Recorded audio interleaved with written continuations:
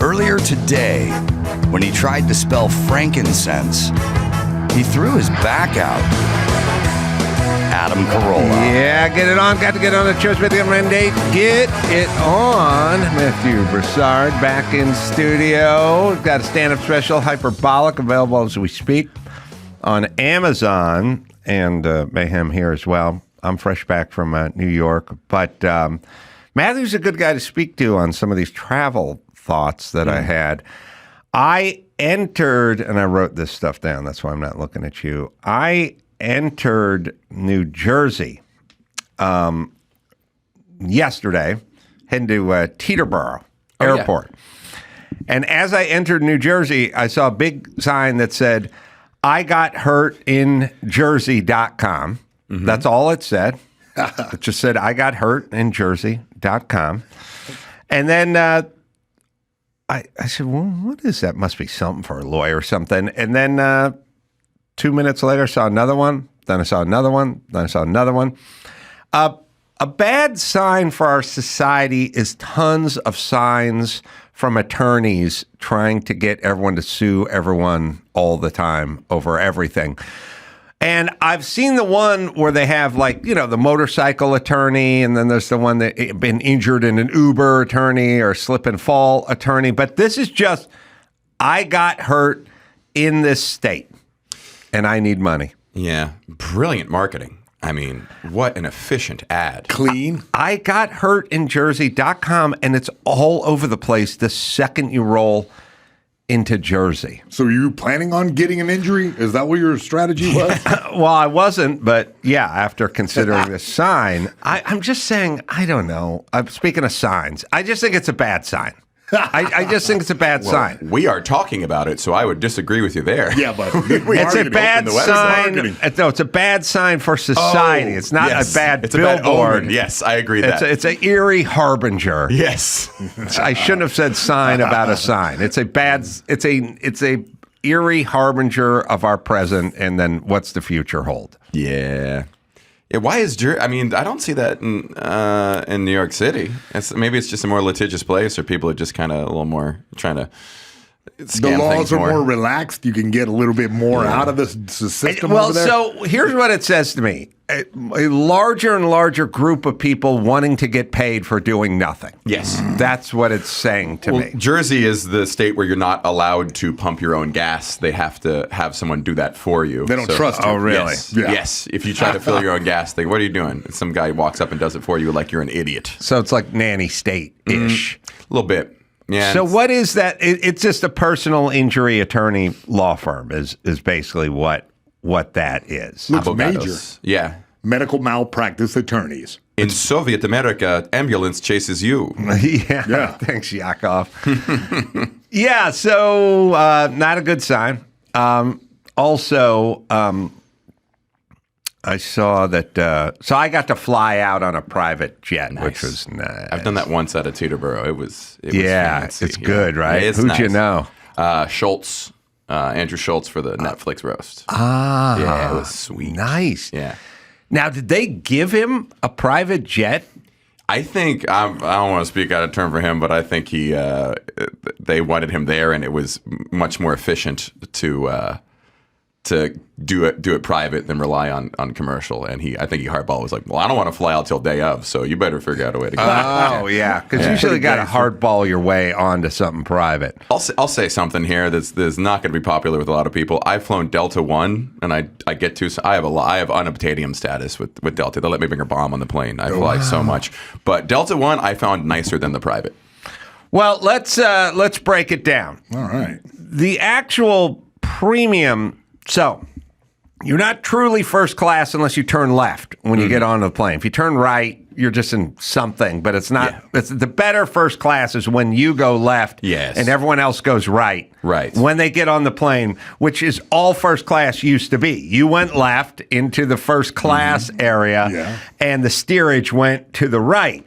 Then they started figuring out how to get more range out of these smaller airplanes, and now everyone is on one of these Airbuses that you would fly from Burbank to Vegas, but now you're going cross country, but now you're in first class, but it's not really first class. Right. Real first class is a bigger chair, a bigger seat, and you're being weighted on hand and foot than you would get in private. If I can use your bathroom, it's not first class. Yes, I agree. And if you use, actually, if you're using my bathroom in first class, then it's not. Yeah. No, really what private is leaving when you want to leave, and then getting drunk and dropping N-bombs super loud and having people just laugh as a standard, and not getting thrown off of a plane or something like that. The two bombs you can't bring on a plane. Bombs and N-bombs. That's right. It's really just loud, dumb conversations and kind of walking around and no rules and no security at the airport and no get there and no you missed you're stuck in traffic now. Look out. They're gonna close the door. None of that. That's what that is. The private planes are much smaller though, and boy, that turbulence feels like just everyone's talking on the plane and suddenly everyone's just really quiet because your stomach is into your rib cage. Yeah. So it can, and there's big private jets where you don't experience what you're experiencing, and then there's smaller ones. Did you guys make it straight through? Or did you have to stop and refuel? Oh, we made it straight through. All right, then in my one experience, I'm going to relive it forever. That's big enough, then, right? And it's a long. It makes because New York to LA is such a long flight in general, and that was I got off the plane like not feeling that. Here's what I hate about flying: it's not the time on the plane. It's you leave 2 hours before your flight, and if you fly into LAX, you have to catch a thing to an Uber. It's just the hours around it. Even a 1 hour flight, you have 4 hours around it. Yes, all wasted, and then. I hate waste and redundancy, and I hate waste in terms of natural resources, for instance. I hate waste in terms of food. Anyone who knows me and food, I hate to waste food. Brought more, I got more, I brought a doggy bag back from New York, by the way. I'm the only one I know brings food back from New York if I eat. I don't like waste. Like I'm similar. It disgusts me when people throw away food. It's just wrong. It's garish and ugly and American. But like even stuff when you hear the story where you go recently. So Biden is selling off the materials that Trump brought to the border to build the border wall. He's selling them off for pennies on the dollar. And that's a kind of a last statement he's making of F you to Trump, right? Yeah. So just so you know, we spend billions of dollars bringing the material to the border and laying it out in order to build a border wall. Then Biden gets elected and as an FU to Trump says, take it all and sell it for scrap. So then they have to load it up and take it all to another town in Arizona and sell it at auction at pennies on the dollar. And then 35 days from now, when Trump gets back in, he will then reorder the materials at full freight, at full price, and then we'll pay to truck all the stuff back to the border and build a fence. That motherfucking shit drives me nuts. It's not like it's not even a Republican Democrat thing. It's like, do we want a border wall? Yes. Are we going to do a border wall? Yes. Is the material at the border? Yes. Why are we trucking it away from the border and giving it away only to buy new? And who's paying for it? Answer is we are, with the constant beating of the drum of, we don't have enough money to fund the public school. You got enough money to make like ridiculous, retarded, politically motivated gestures. Yeah, pissing on the seat just for the fun right. of it. Yeah. So I don't. Yes. By the way, it's a chick pissing on the sink. A seat. It's a deliberate chick effort. Yes. Standing up and hovering over the thing and swaying her ass around counterclockwise to piss all over the seat before she leaves the Airbnb. What really grinds my gear in that whole story is thinking about who they buy the supplies from, and it's probably someone who funded their campaign so they can buy it for a higher rate than they could get in terms of competitive values. That's what really bothers me when they're buying this stuff, and they're buying it inefficiently to line the pockets of people and in turn their own campaigns. So the waste, at the airport. So there's physical waste, there's border materials waste, like mechanical, tangible waste. Then there's throwing away half of a perfectly good steak that drives me nuts. But then there's an emotional, psychological waste, which is you walk through the metal detector and you got some chick going, sir, your belt. your belt. And you go, okay, I'm wearing a belt. Yeah. Take the belt off. And you're like, okay, the belt's coming. What are we doing? Oh, yes, I will take the belt off, and then I'll go put it in a basket, and it'll go through separately than me. But I don't have any history of any terrorist affiliations. Again, now we're getting into psychological, emotional waste, which to me is it's a bigger crime. The waste of sort of your emotional capacity, like digging into your piggy bank emotion. Like everyone who's ever had a girlfriend or wife has argued over the same retarded shit over and over again and went like, what are we even doing? How long do we have on this planet? Why do we keep talking about this? You know what I mean? Like, can't we figure that out? You know, same fight, different words. Yeah, right.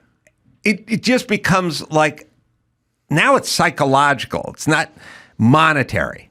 You know, and it's not physical. Airport water torture, if you will. It's me constant chugging my water bottle before I go through, even though I just bought the water bottle. There's nothing in it. And why would I drink it? I'd like to get to the other side with it, but I'm just butt funneling this Perrier. And take out your laptop and make sure there's not something else on top of it. Right. Who do you get more mad at the airport? The airport and the staff and the rules, or other people at the airport?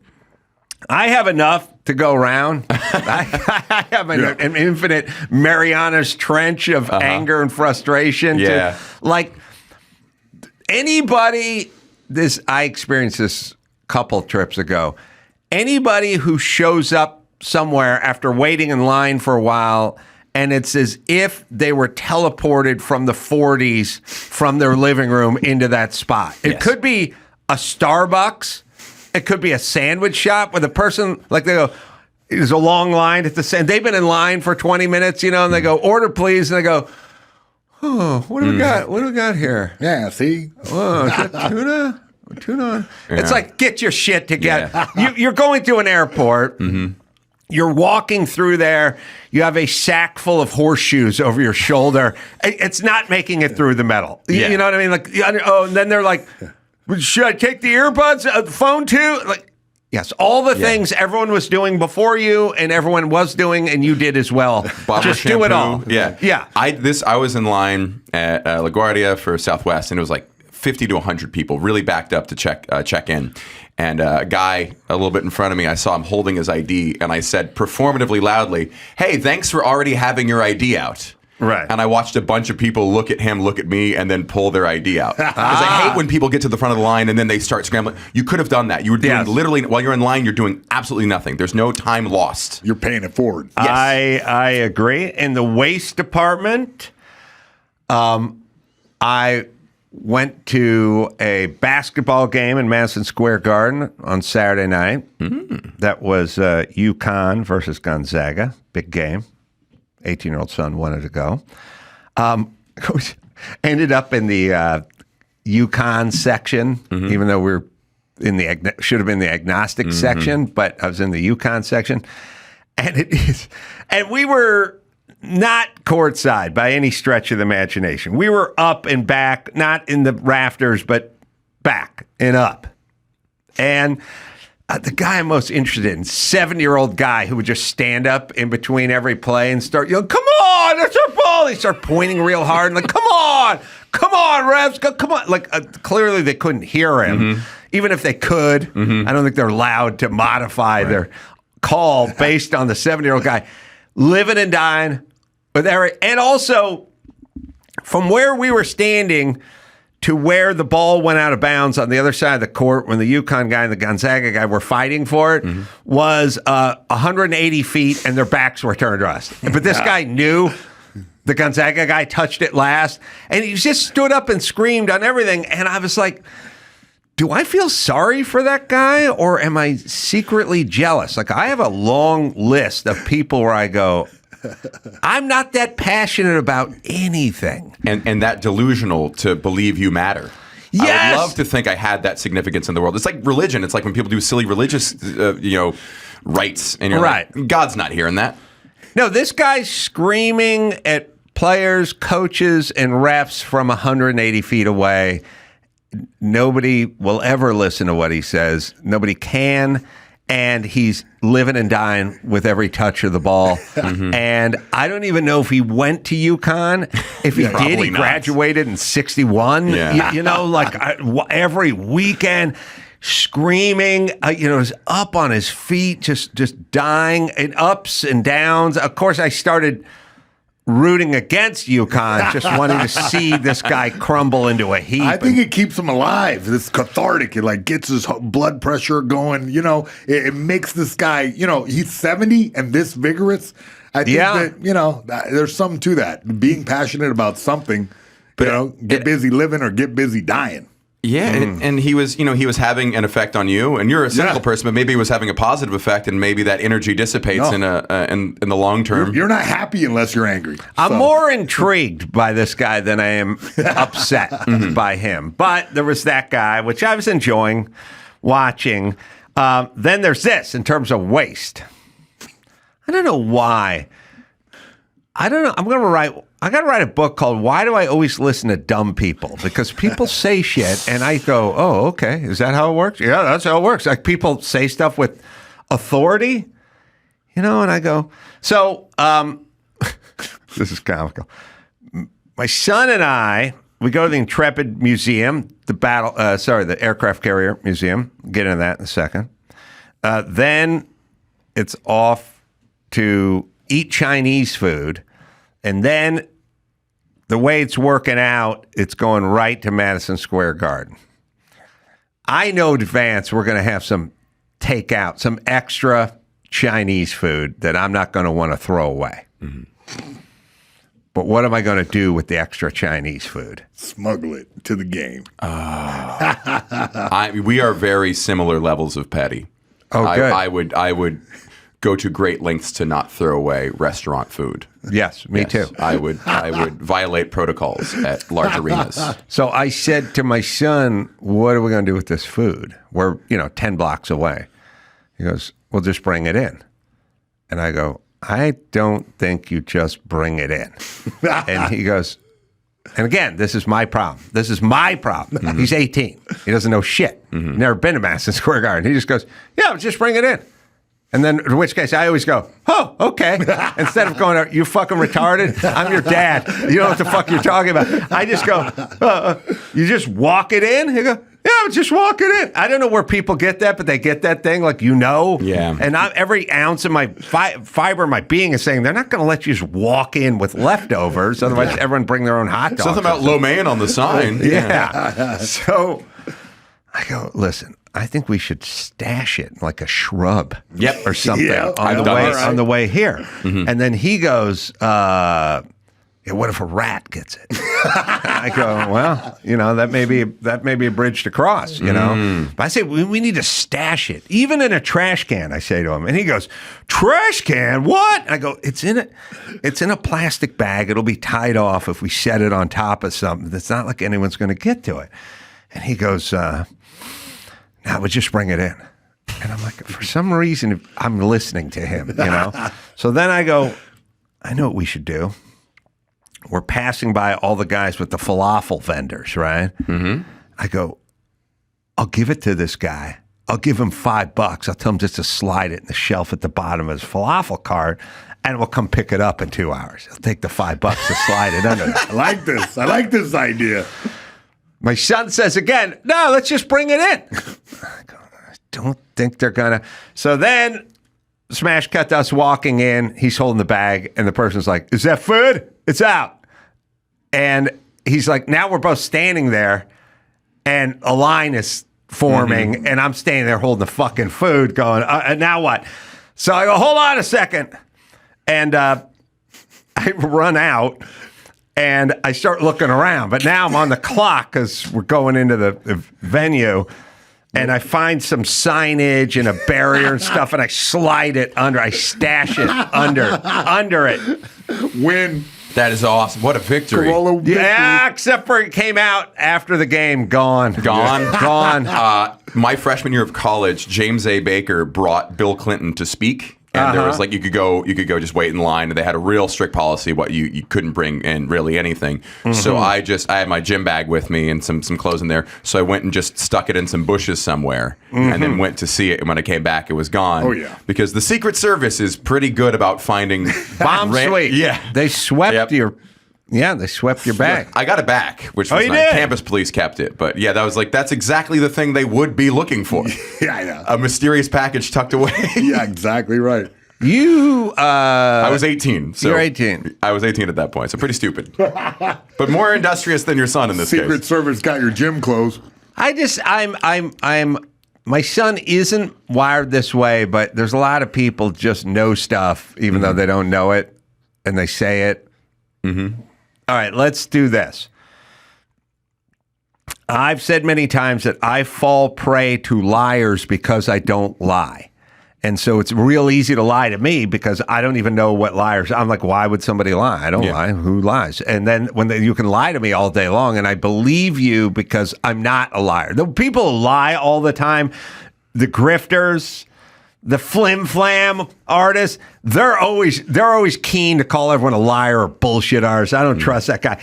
I'm always just babe in the woods. I'm like, he says he's this way. I believe him. So also I feel that way about certitude. I have no certitude. I know certain things and I don't know other things. And if I don't know something, I won't say I know it. So when you tell me, no, I know which way to go. We're going this way. And we just turn down the trail. I'll just follow you going, I guess he knows which way. He doesn't know which way he's going. I would stop and go, I don't know which way we're going. But you walk with purpose. With confidence. Yeah, my fiance does that. We'll be going somewhere and she'll be leading me. I'm like, wait, I'm the one who knows where it is. Why are you in front of me? Yes. Just the confidence. Confidently incorrect. You know what's weird? It's funny. It translated and finally into this. I travel with a guy named Mike August. He does the same thing. He has certitude with everything, and he just takes off a certain direction. And then I find myself going, Mike, are we going? That's not the hotel's not that direction. He goes, come on. And one time I said to him, he was going the wrong direction, and I yelled, we're staying at the Venetian or something. And I said, Mike, you're going the wrong direction. The Venetian's the other way. And he goes, all roads lead to the Venetian. And he kept going. And I'm like, some lead back to Burbank, Mike. They don't all know when you turn your back to the Venetian and start walking the other direction. No, those roads don't go. But he's got certitude. It sounds profound. Mike's got so much certitude that in New York, we had a lot of car services picking us up because we're doing a Fox special at some place in Jersey. No, not in Jersey, Long Island. And then we did Gutfeld and blah, blah, blah. They're constantly sending cars to the hotel.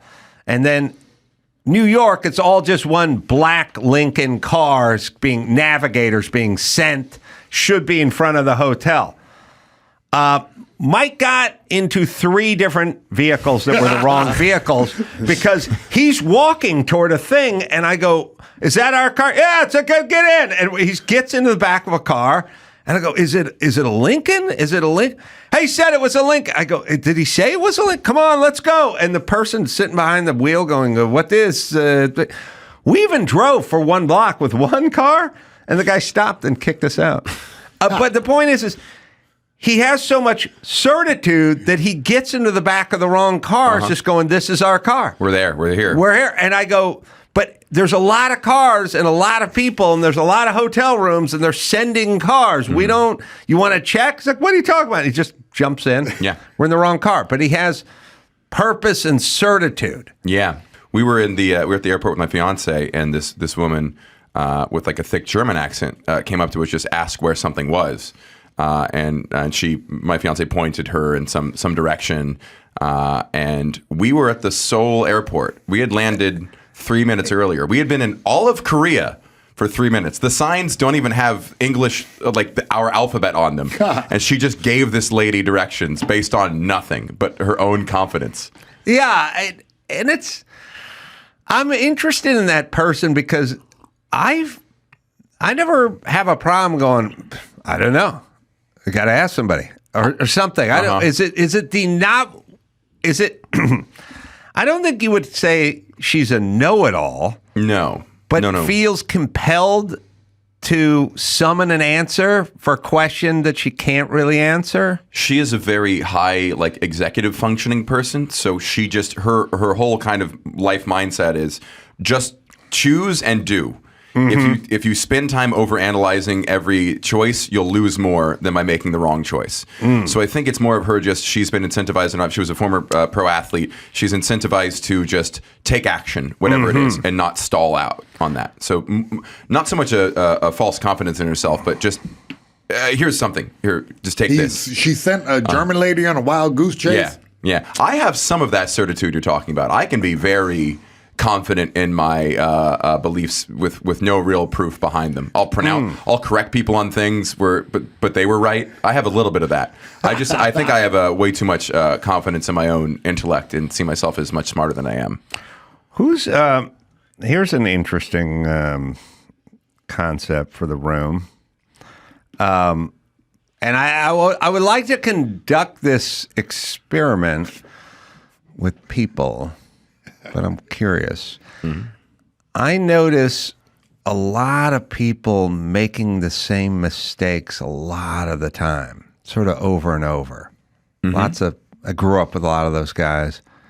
We've discussed it on this show. The girlfriend that's late, misses the flight, then late the next time, doesn't get the doctor's appointment, then late, misses the audition or whatever they're going for, and you just go, why do you keep doing this thing that hurts you? And then how come you don't learn real quick that this is bad, right? Right. Which is the hallmark of all the losers we grew up with or went to high school with, certain family members where you go, you just keep doing this stupid fucking thing over and over again. It doesn't serve you. It burns you. And yet you won't let it go. Right. So, I was staying in New York at Dr. Drew's condo, which is very lovely. It's in Hudson Yards. And it was very cold in New York. And I noticed that when I left Drew's condo for the first time and walked across the carpet down the hall to where the elevator was, when I pressed the button, I got a static shock off of the button. Visible. Ooh. And, it didn't hurt really, but it was a shock. It was like a little unpleasant from the static of the carpet. I was in and out for about 3 or 4 days, just all day, every day. And I think I did it a second time. I think the next day I got out, left in the morning, and walked across the carpet to push the button and got the static shock. From that point on, and it was like 12 other times, my sleeve would come down over my finger. I would push it with my elbow. I had a glove that I was wearing because it was so cold. Even the gloves weren't on, but I would push on top of the glove. Lesson learned. I did not want that shock ever again. But judging from how a lot of people live their life, they would continuously take that shock and maybe even just be unaware of it every single time. I wanted to conduct an experiment where I got a bunch of people together and I said, we are staying in a luxury condo in the Hudson Yards and we're here to study what kind of coffee you like and how it affects you in your REM sleep. But I really just be studying.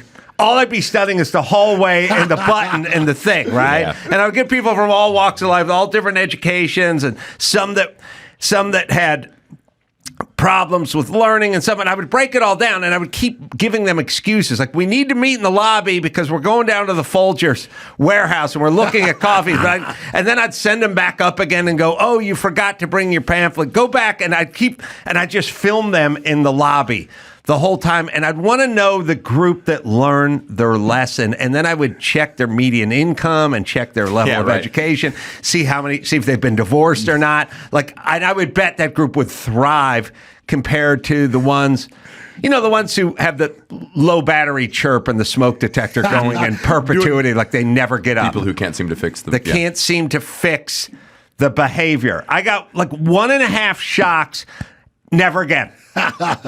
I'm not, and I'm not even that great. I was like, I'm not going to get a shock. I know what's coming this the time. Marshmallow test for adults. Yes. Yes. Very Pavlovian, yes. Yes. I would say that you would see definitely some scattered results. There are brilliant, successful people who are really fuck-ups at the little things. I know my equivalent of the keep pressing the button is I'm very addicted to my cell phone, and I spend a lot of time on it doing things that only bring me down. When I'm on my cell phone, I'm usually just in a worse and worse mood every minute I'm on it. I'm not looking at good things. I'm looking at stupid comments and dumb videos, and I don't have the intelligence to just go, this is hurting me, stop.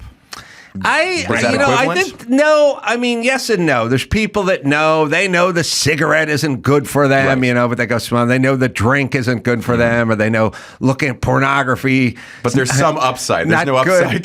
This is just a physical zap. You would give.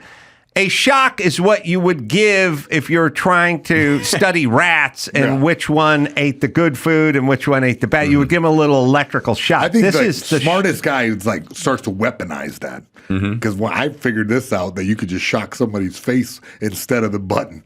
Huh? Yeah, once you fire up your feet like that, now if you're positively charged, they're negatively charged, and you touch somebody in the face is a nice one. Oh, you'd be like a warlock. Exactly right.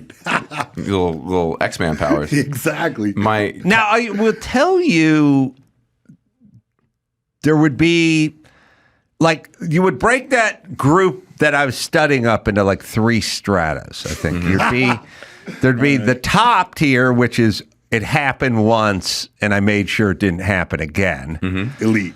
Yeah. Then there'd be the sort of middle strata, which is probably most of my family, which they'd go, I know, I hate it. I get shocked every time. What are you going to, what are you going to do? It's just there. Yeah. It sucks. I hated it, but what are you going to do? Conscious incompetence. Right. Yeah. And then there'd be the third strata, which is a lot of guys I went to high school with, where they'd be like, what shock? You got shocked, and they'd go, yeah, dude, what's up? But I don't remember. Yeah, they wouldn't even, they're so thick, they didn't even experience it. Or they experienced it, but immediately just kind of rolled on to the next. Those are the guys who fight with cops. That group. Yeah. Yeah. Yeah. I think of everything through the lens of, if you're trying to get better at something, it's the algorithm of attempt, assess, adjust over and over again. And you should be able to build competency at most tasks if you can follow that. Attempt takes courage. Assess takes patience and humility. And then adjust is the creative, intelligent part. So do it. Look at how you did. Try something different. And it's amazing how many people, I know physicists who can't figure out stand-up comedy because I see them not doing the assess part. They do it wrong, and then they don't hear laughter but keep doing it the same. Yeah, the big component to this one is you might experience it on a Friday morning, but then not have to touch the button again for 24 hours. Do you have the memory? Do you know? It's a kind of you get a flat, you put your space saver spare on, you throw your flat tire in the trunk of your car. Now you're driving around with no spare. How long do you drive around with no spare? Do you have the memory, or are you just driving? That's a lot of people. That is a big factor of just working memory. A lot of people just don't. I have no short-term memory, so I just forget what I'm doing while I'm doing it. I have decent long-term memory, but just that, you're right. It's not even the stupidity of just the, oh yeah, there's no spare in there. Or some people, my fiance would be hyper aware of every mile she drove without it, because that is a panic-inducing thing, because she considers the future. I'm less in the future and more anywhere but anywhere else in my mind. So I feel like I don't consider the future, and I might drive around a while without it. I already forgot what we're talking about. There we go. I'm like Vin Diesel. I live my life a quarter mile at a time, bro. Family. Yeah. So for you, was stand-up always the thought? No, I didn't really consider it till I was 23, and I started it a few weeks later. I had a very academic family, so I was just pushed into... What's the family do? Dad was a chemist, mom was a microbiologist. Oh, that is very academic. Yeah. And that was, math was one of my stronger skills among everything, so my parents always just said, that's going to be what your job is, whether it's accountant or engineer. And I tried comedy when I was 23 just to try something different, and I really liked it right away. Well, how were your parents with it?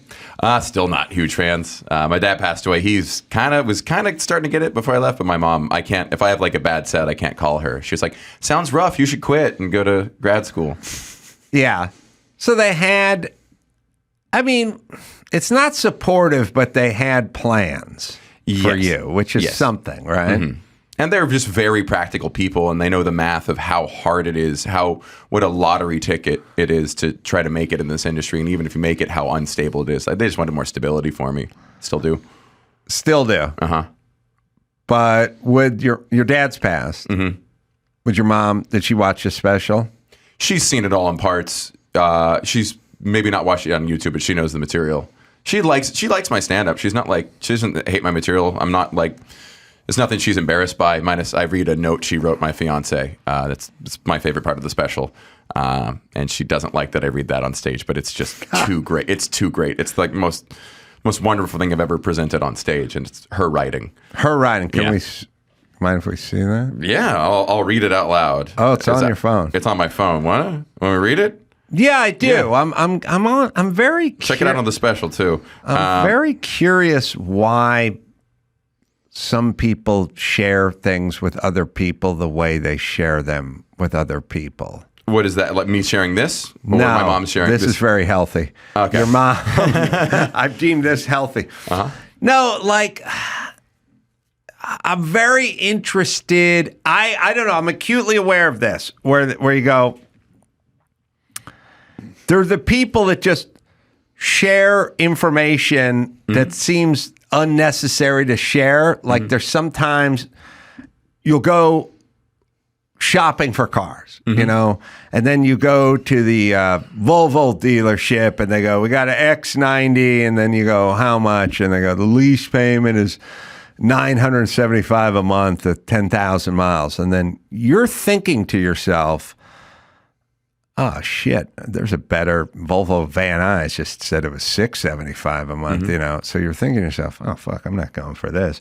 So you go, okay, well let us give it some thought. And are you open Monday? Yeah, some stupid question. You know, how late are you open on Sunday? Okay, let's give it some thought.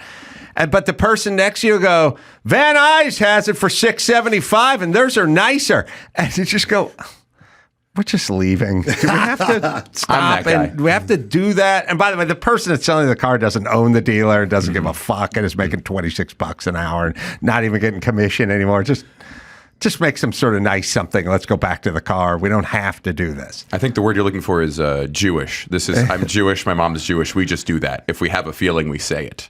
Yeah, like it's so much, or something like people will go, you know, they'll give you the thing. They'll go. Then the waitress will come by and she'll go, you know, how are you enjoying the sandwich? It's a little dry. You know, it's like you're already done with it. We're not going to come back and eat. We will never order it again. Just leave the person alone. Yes. Let's just. Why are we sharing? I think it's just lack of impulse and just the lack of considering all of the effects of saying that. There's also some huge benefit to being a person who overshares. I overshare. I work with Bert Kreischer a bit, and he's a guy who just lets everything out, and it is very endearing. Yeah, and it causes some problems in his life, but it is very fun to listen to. I agree. I just it reminds me, like I remember when I was a little kid in my I don't know, 10 years. I was a little kid, and my friend Chris had a little brother, like Rick, and he was like 7. And the maid, they had this big fat maid, and the maid was going to sit down, and he said, don't sit in the chair, you'll break it, you're so fat. You know, in his mind, he's trying to spare the chair. Everyone else is standing there going, oh, fuck, Jesus Christ, why'd I have to stand there and hear that shit? Now, you can go, well, he's just a free spirit, but I mean, like, think about the people standing next to you. That's what I'm saying. All right, so your mom. So the contempt you have for that kind of behavior is the same contempt I have for people who don't pull out their IDs. Yeah. You're not thinking about the emotional needs of people, or in other cases, you're not thinking about the logistical needs of people. Yes. And yeah, I feel like get him fired up on the airport, please. Yeah, that's true. Oh, the note. Birthday card from my mom to my fiance Laura. What year? This was a year or two ago. Okay, yeah, for her birthday. For her birthday. Dear Laura, almost sent it to wrong address. Deleted old one, so no more mix-ups. Again, more don't need superfluous, no, unnecessary. So written by hand. Writing's hard, I get it, but yeah, just that's our argument. Writing is hard. Stream of consciousness, love it. Sounds like all is going well for you with work. You are such a go-getter. I know that is some of the many reasons Matthew loves you so much. Good. Thanks for keeping him so happy. So good. My role is definitely over, and I'm learning to accept it. Oversharing. Told the boys to grow up and fly away, and they did. Have a happy day, Anne. She doesn't understand why this is funny. A little cathartic. I think it's great. I've tried to tell her to people that women come up to me after the show and say, this is the kind of things I say to my children. I liked hearing that. It's not that it's funny. It's things that we are all thinking. You just have the courage to say it. Mm-hmm. And I find it very endearing. The courage or the lack of situational awareness and or governor? Probably the latter more. Probably the lack of, but... Again, we're Jews. We are rewarded in our communities and it's also like cultural norms. What's rude in one place, what's not in another. I like. There's a great line from The Big Short. He's so transparent in his self-interest that it's almost refreshing. I like people with low EQ because I studied math in college. That is an absolute magnet for people who have low emotional human awareness. And you know what you're getting. Yes, they're a bit of a thrashing bull. Or a bull in a china shop, but you're never going to get something insincere. And if there's something bothering, them, they're probably going to be earnest about it. So you don't have to pussyfoot around. People with too much courtesy and manners make me uncomfortable because I don't know what I might be doing wrong. So you prefer people to go from like Jewish to autistic? Yes. Okay. Yes. My policy would be summed up probably nicely in this metaphor, which is if somebody showed me a picture of the hairstyle they were thinking about getting and said, I'm thinking about getting this hairstyle. What do you think of this hairstyle? I would then look at the picture and I would say, I don't think that Dorothy Hamill or the Page Girl is a good idea for a woman your age or with your features. I would say something nice. Mm-hmm. I wouldn't do it. I don't think it's good. I don't think most men like real short hair on a woman. Women always talk about it. They love it. But really what they're saying is, I don't have any competition with this bitch for about 9 months until that shit grows out. Mm-hmm. So they always go, oh my God, so cute. Oh my God. Oh my God. Whenever a woman gets really excited, it just means, bitch, you've been sidelined for a year while your hair grows back out. And I don't have to deal with you. Mm-hmm. Men don't traditionally like they move you into the D leagues. Yeah. You get kicked down to AAA. But so my policy is you show me a picture and say, I'm thinking about getting this haircut. And I go, I wouldn't do it. I don't think it's going to look good on you. And I don't like it. You come out of the hairstylist and meet me for lunch and say, what do you think of my new haircut?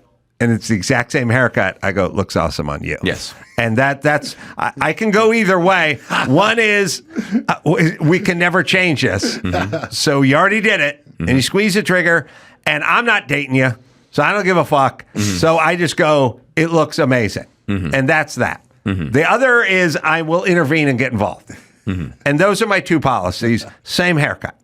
You seem to be aware of others' feelings and needs. Is that true? Because I'm constantly accused of not possessing that you seem like gene. A deep empath. Yeah. I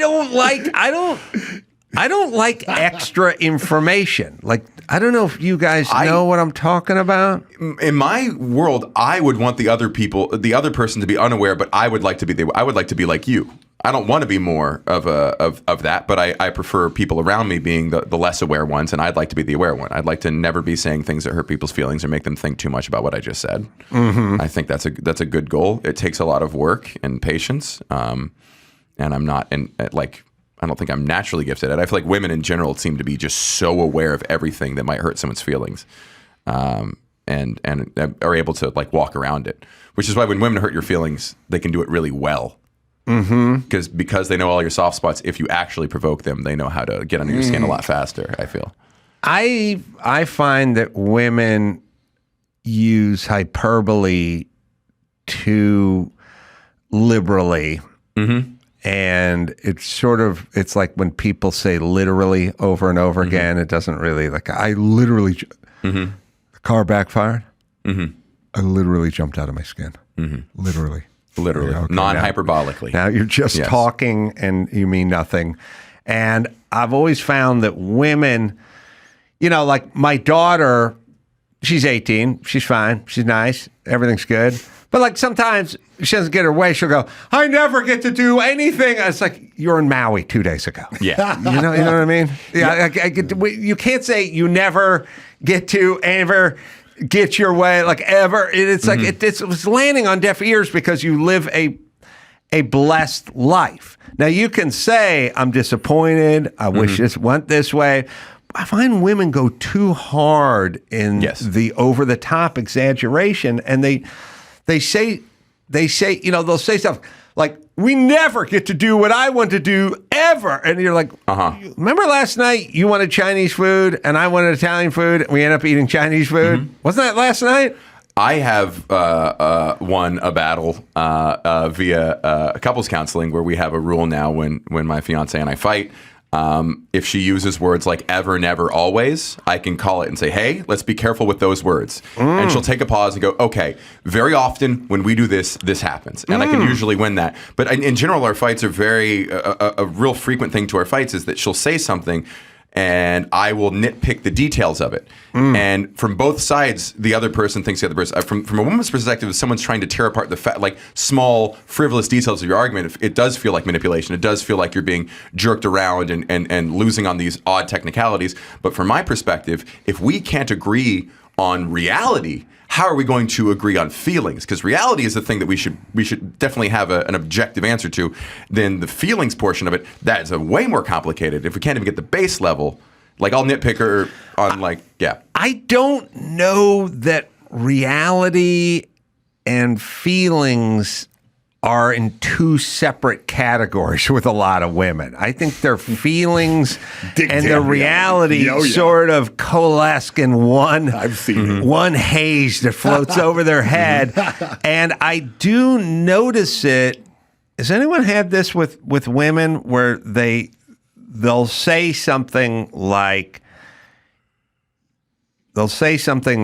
you didn't go to our daughter's, you missed our daughter's recital because you wanted to watch football with your buddies, right? And then you go, no, I left during the early game. I got in the car. I drove the recital, and I got a flat tire on the way in, and it took me 15 minutes to change it. And when I got to the recital, they locked me out of the auditorium, and they wouldn't let anyone in until after the recital.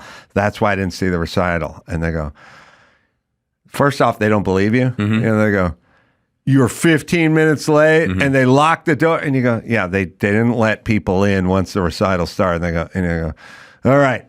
A year later, if you're arguing, they'll go, oh, like that time you missed the recital? Yeah. And you're like, we went over that in great detail. It should be checked off your box, like your list of shit to gripe about. That one should be removed because I told you exactly what happened, but it'll never leave your list because the feelings and the reality list is always crossing and bleeding over, never quite defined. She printed the retraction, yet the headline still stands. The headline still stands. Yes.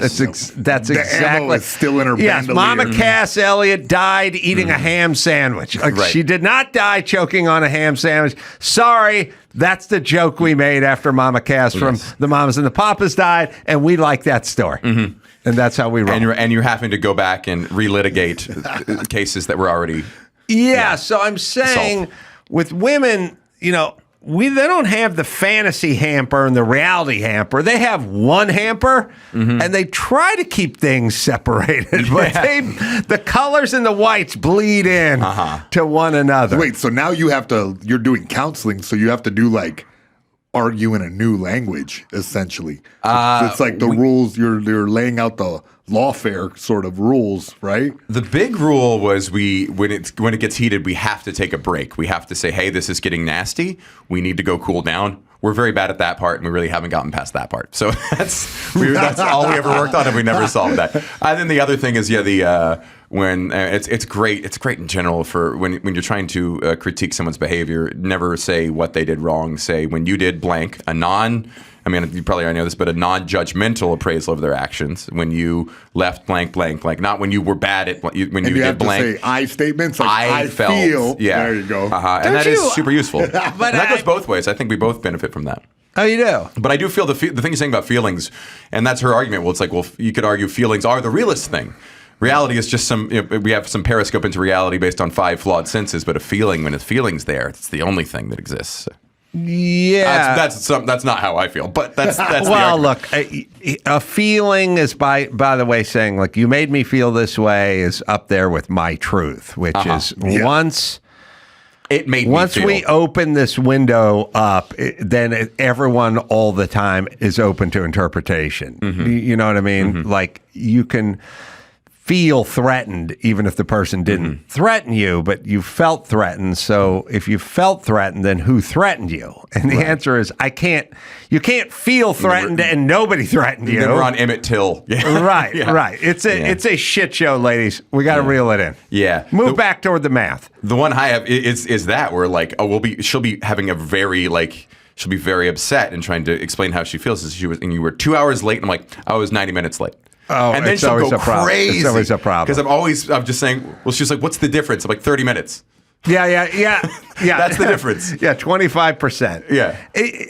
Well, because when you're arguing with accurate math-based guys like me or like Matthew, and they go, I had the same thing. My girlfriend goes, you got TVs spread out all over the back of the warehouse. They're all over the place. I go, there's 3 of them. But you sound like such a... I can understand all why right, you sound like a dick. You sound like Rain Man. But why am I a dick for being accurate? I agree You know with what you. I'm saying? I will die There on are this hill with 3 you. TVs. I didn't say there were 2. Yeah. Because there isn't 2. There's 3. There's 3.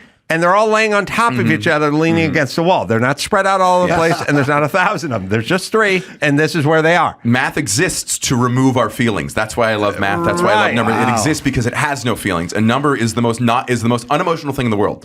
No one has different feelings. The number just is there, and it is an accurate representation of whatever you're trying to show. So when I say a number and a correct number, and she gets mad, it doesn't make sense to me. I have, in response to that, the emotional response she's having into whatever bullshit I pulled.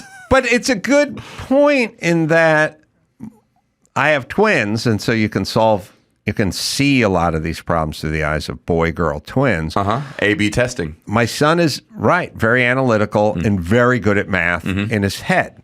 My daughter is not good at math and very emotional. We do call that a small sample size. But yes, and I would argue that the math kind of keeps hyperbole in check.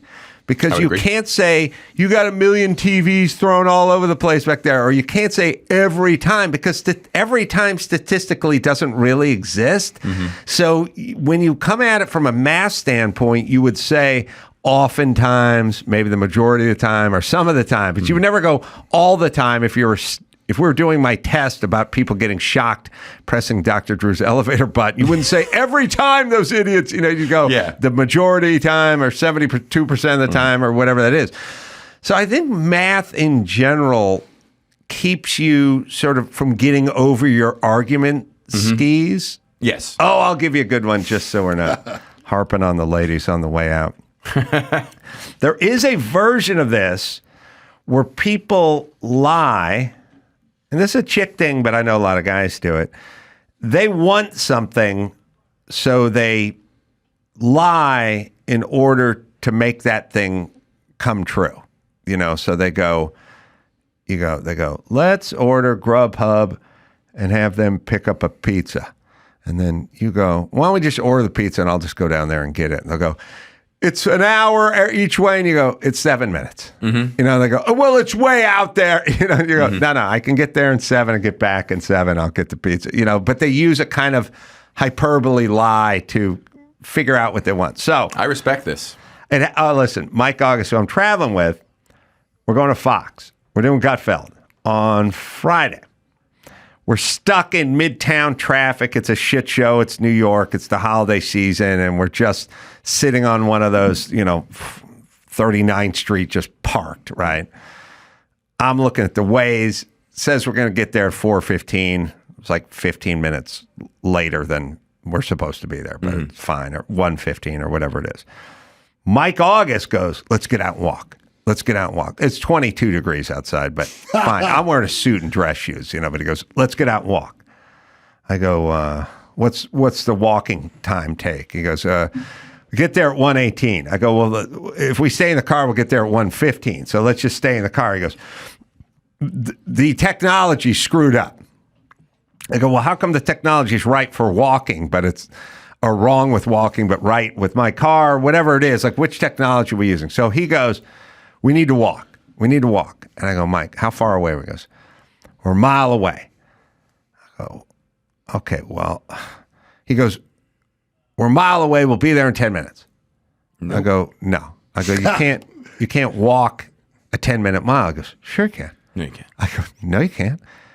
He goes, oh yeah, you can walk a 10-minute mile. Now, Mike doesn't know. Mike wants to get out of the car, and he wants me to get out of the car, so he doesn't care. Math, call it lying, call it what it is. So then he goes, oh yeah, we can walk it in 10. I go, Mike, if you ever run a 6-minute mile, you're running your ass off. Like anyone who remembers junior high or high school where they're trying to get you to run a 6-minute mile, you're fucking hoofing that. You're fucking throwing up at the end. I mean, it may be pathetic, but a 6-minute mile, you run as hard as you fucking can for 6 minutes. Most people can't do that. Most people can't do it. I go, this is not 10 minutes. If I'm running like a maniac, like I'm being chased by a demon for a mile, this is not 40% more than that. This isn't that. It's not 10 minutes. He goes, you can cover a lot, He goes, you can run a mile in under 3 minutes. Who can? I go, Usain who? No one. Literally no one ever. I think it's 3:48 or 3:52 or something. Yeah. So I go, no, you can't. He goes, yeah, you can run in there. I go, the record was a 4-minute mile. It was broken like the early 50s. It was a 4-minute mile. Right. He goes, that's right. Yeah, that was back then. It's under 3 now. I go, no, it is not. It is not under 3 miles. How bad is inflation, guys? Yeah, Jesus. it's under 3. I looked it up, by the way. It's like 4:45. Or 3:45. We've shaved 15 or 16, seconds. Freakish. Off Googled of that. it while you were sprinting My over friend, there? a No, friend of I mine knew in he was college wrong. Shoes? Was like a 3:58, and he was the Mexican guy I went to college with. He was Pablo Solares, 3:58, and that was the Mexican national record. Damn. So Yeah. just to be barely under 4 would be the fastest Mexican ever. Yeah, and so Speedy Gonzalez didn't do it under 4. Solaris. So I was saying, Mike, nobody's done under a 3-minute mile. That doesn't exist. He's like, they did 4 minutes. That was like 4. That's fast like biking, 70. by the way. That's 20 miles per hour. That's a steady clip on a bike. You know math. I know math. But he wanted to do something, is my whole point. He doesn't know what the record is for the mile. He doesn't know. I went back and looked it up. You walk a mile an average between like 19 and 24 minutes. Yes. It's twice what he said it was, but twice what he said it was would have got us there after the car said we're going to get there, and he wanted to get out of the car. So he just said whatever he wanted to try to get me out of the car. Other bigger problem is I'm talking about this to you, Matthew, and I see quickly you understand distance and time and Because records. there's no debating math. Right. That's So the final you're thing. savanti and Yeah. you understand. Here's my point. You're not talking to the dizzy blonde you picked up at the restaurant and want to get out of the car with. You're talking to a guy who knows numbers, knows times, knows sports, and knows records, and knows you're wrong. Why are you carrying on? Yeah. Is my question. But the point is there's a new breed of liar. It's the I want to do something, so I'll just say whatever I have to say to get this thing to happen. I think that's what politicians are. That's what the politicians, right? That's what it is. Whatever numbers. And I don't even consider them liars. They're just like, I want to do something, so I'm just going to start shitting out stuff. I just don't understand, and this is what you were saying earlier, of when it comes out of your mouth, do you believe it? Because I have a lot of trouble saying something that is provably wrong. I can like, if there's like shades of gray to whatever I'm saying, I can find myself being able to justify, bullshitting. But like hard, incorrect facts is a tough one. How'd Mike August do with the shock test? He would keep touching it. He would keep getting shocked. And when you talk to him about it later, he wouldn't know what you were talking about. Perfect. And then would get confused and say something like, so you want to get rid of the carpet and put tile down? And I'd go, no, I'm doing a test, a tile test. And then at some point you get frustrated and you go, all right, just forget it. Well, let's go to the next person. A correction on the math. You can walk a 10-minute mile. I think the Olympic walkers, those guys, I think it's like 6 or 7 minute miles. It might be a little faster. Yeah. But those guys, the ones who look like really they look high like shorts. They look like when a lifeguard yells no running at a kid and what they do right afterwards. Those guys can definitely go 10-minute miles, but none of us can do that. It's that, and if you're at a Broadway musical and you all of a sudden realize you have diarrhea, that's your walk up that aisle. Plug it with the playbill. The special Hyperbolic is the name. It is out as we speak. Rooster's Comedy Club, which used to be Rooster T. Feathers. Oh, yeah, it might be. I don't know what it is now. Sunnyvale. That's coming December 19th through the 22nd. Great spot. And you go to, how do we spell it? We'll spell it BROUSSARD.live, right, for dates? Yes. Good seeing you, Matthew. Thank you so much for having me. We'll have Sam Tripoli, and we'll do that right after this. Hey, I'm Adam Carolla. That's Brad Williams and Jay Leno. Hey, buddy. Over there, we're doing our third annual comedy fantasy camp. That's going to be January 23rd through the 26th, right in Hollywood, California. Where else would it be? These guys are going to be there. So remember, 2 out of every 3 comics make it big. Well, 1.5. Do I get paid for this? Please tell me I get paid for this. Go to comedyfantasycamp.com and get in on the fun.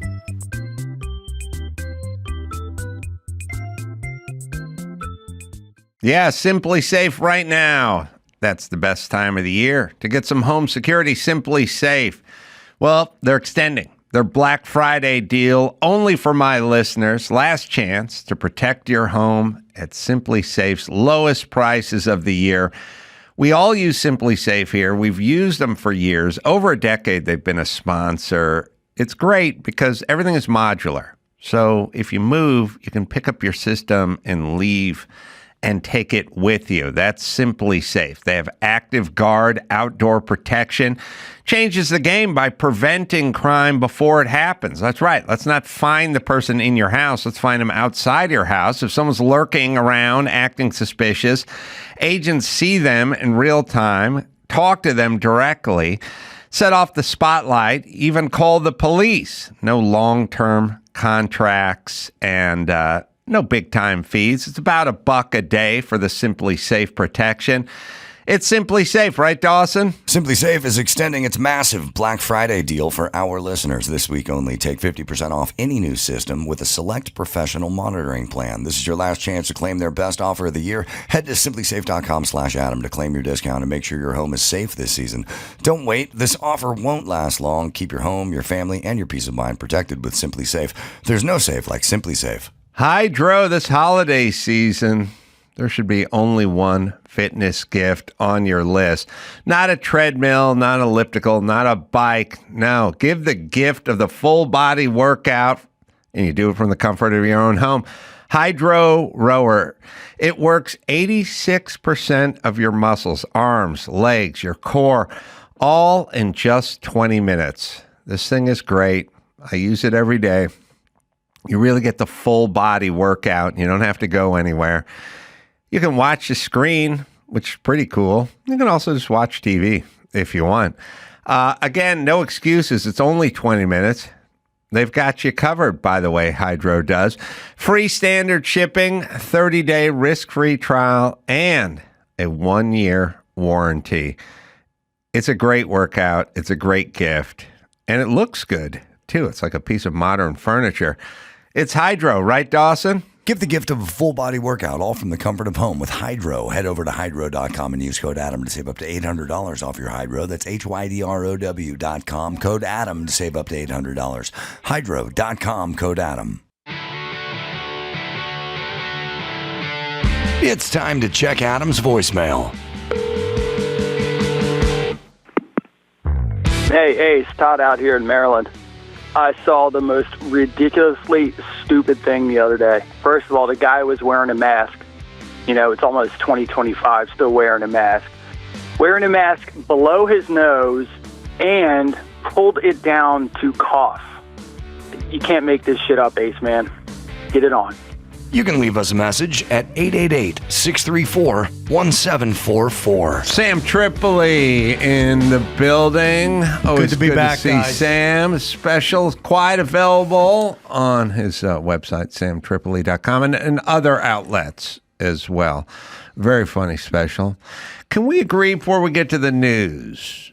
Can we agree on the era we're living in? As I stayed in Dr. Drew's condo in Hudson Yards in Manhattan, I need the TV set.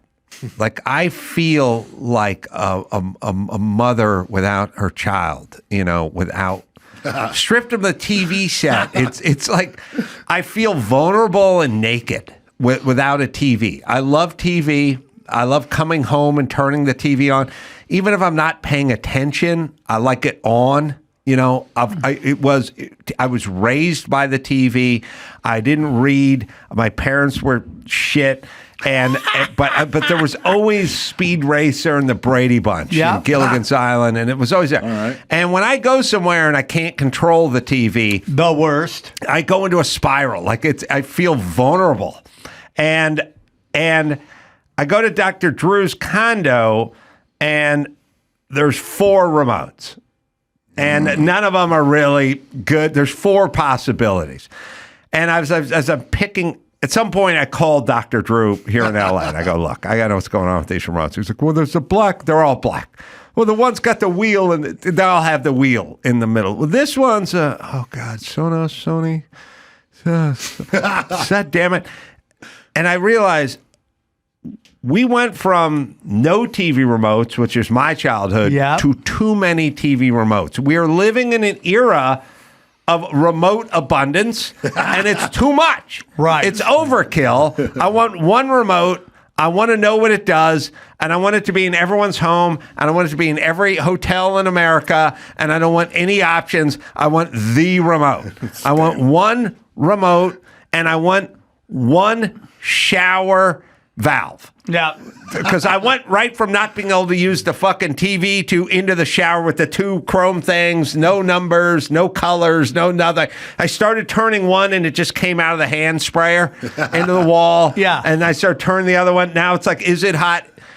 If you said there was one valve for the showers and there was one remote for the TV, it would be fucking utopia. Every hotel, totally agree. every hotel, you'd walk in like boss fucking hog, right? Yeah. You just go walk, you'd strut, and you'd grab the fucking remote with the zest and zeal, right? Like in confidence. Man of the castle. Yeah. You'd walk in the shower, you wouldn't even slow down. You just kick the door open, turn the thing, pow. Instead of the weird ginger backhand, is it getting hot? Pressing this, pulling that. Is it getting hotter? Is it getting cold? Remote, not even sure where the fucking power is. Yeah. Scared to touch this button because then that gets you on antenna Z. Yeah. And now you're fucking lost. You'll never find your way back. What am I looking at?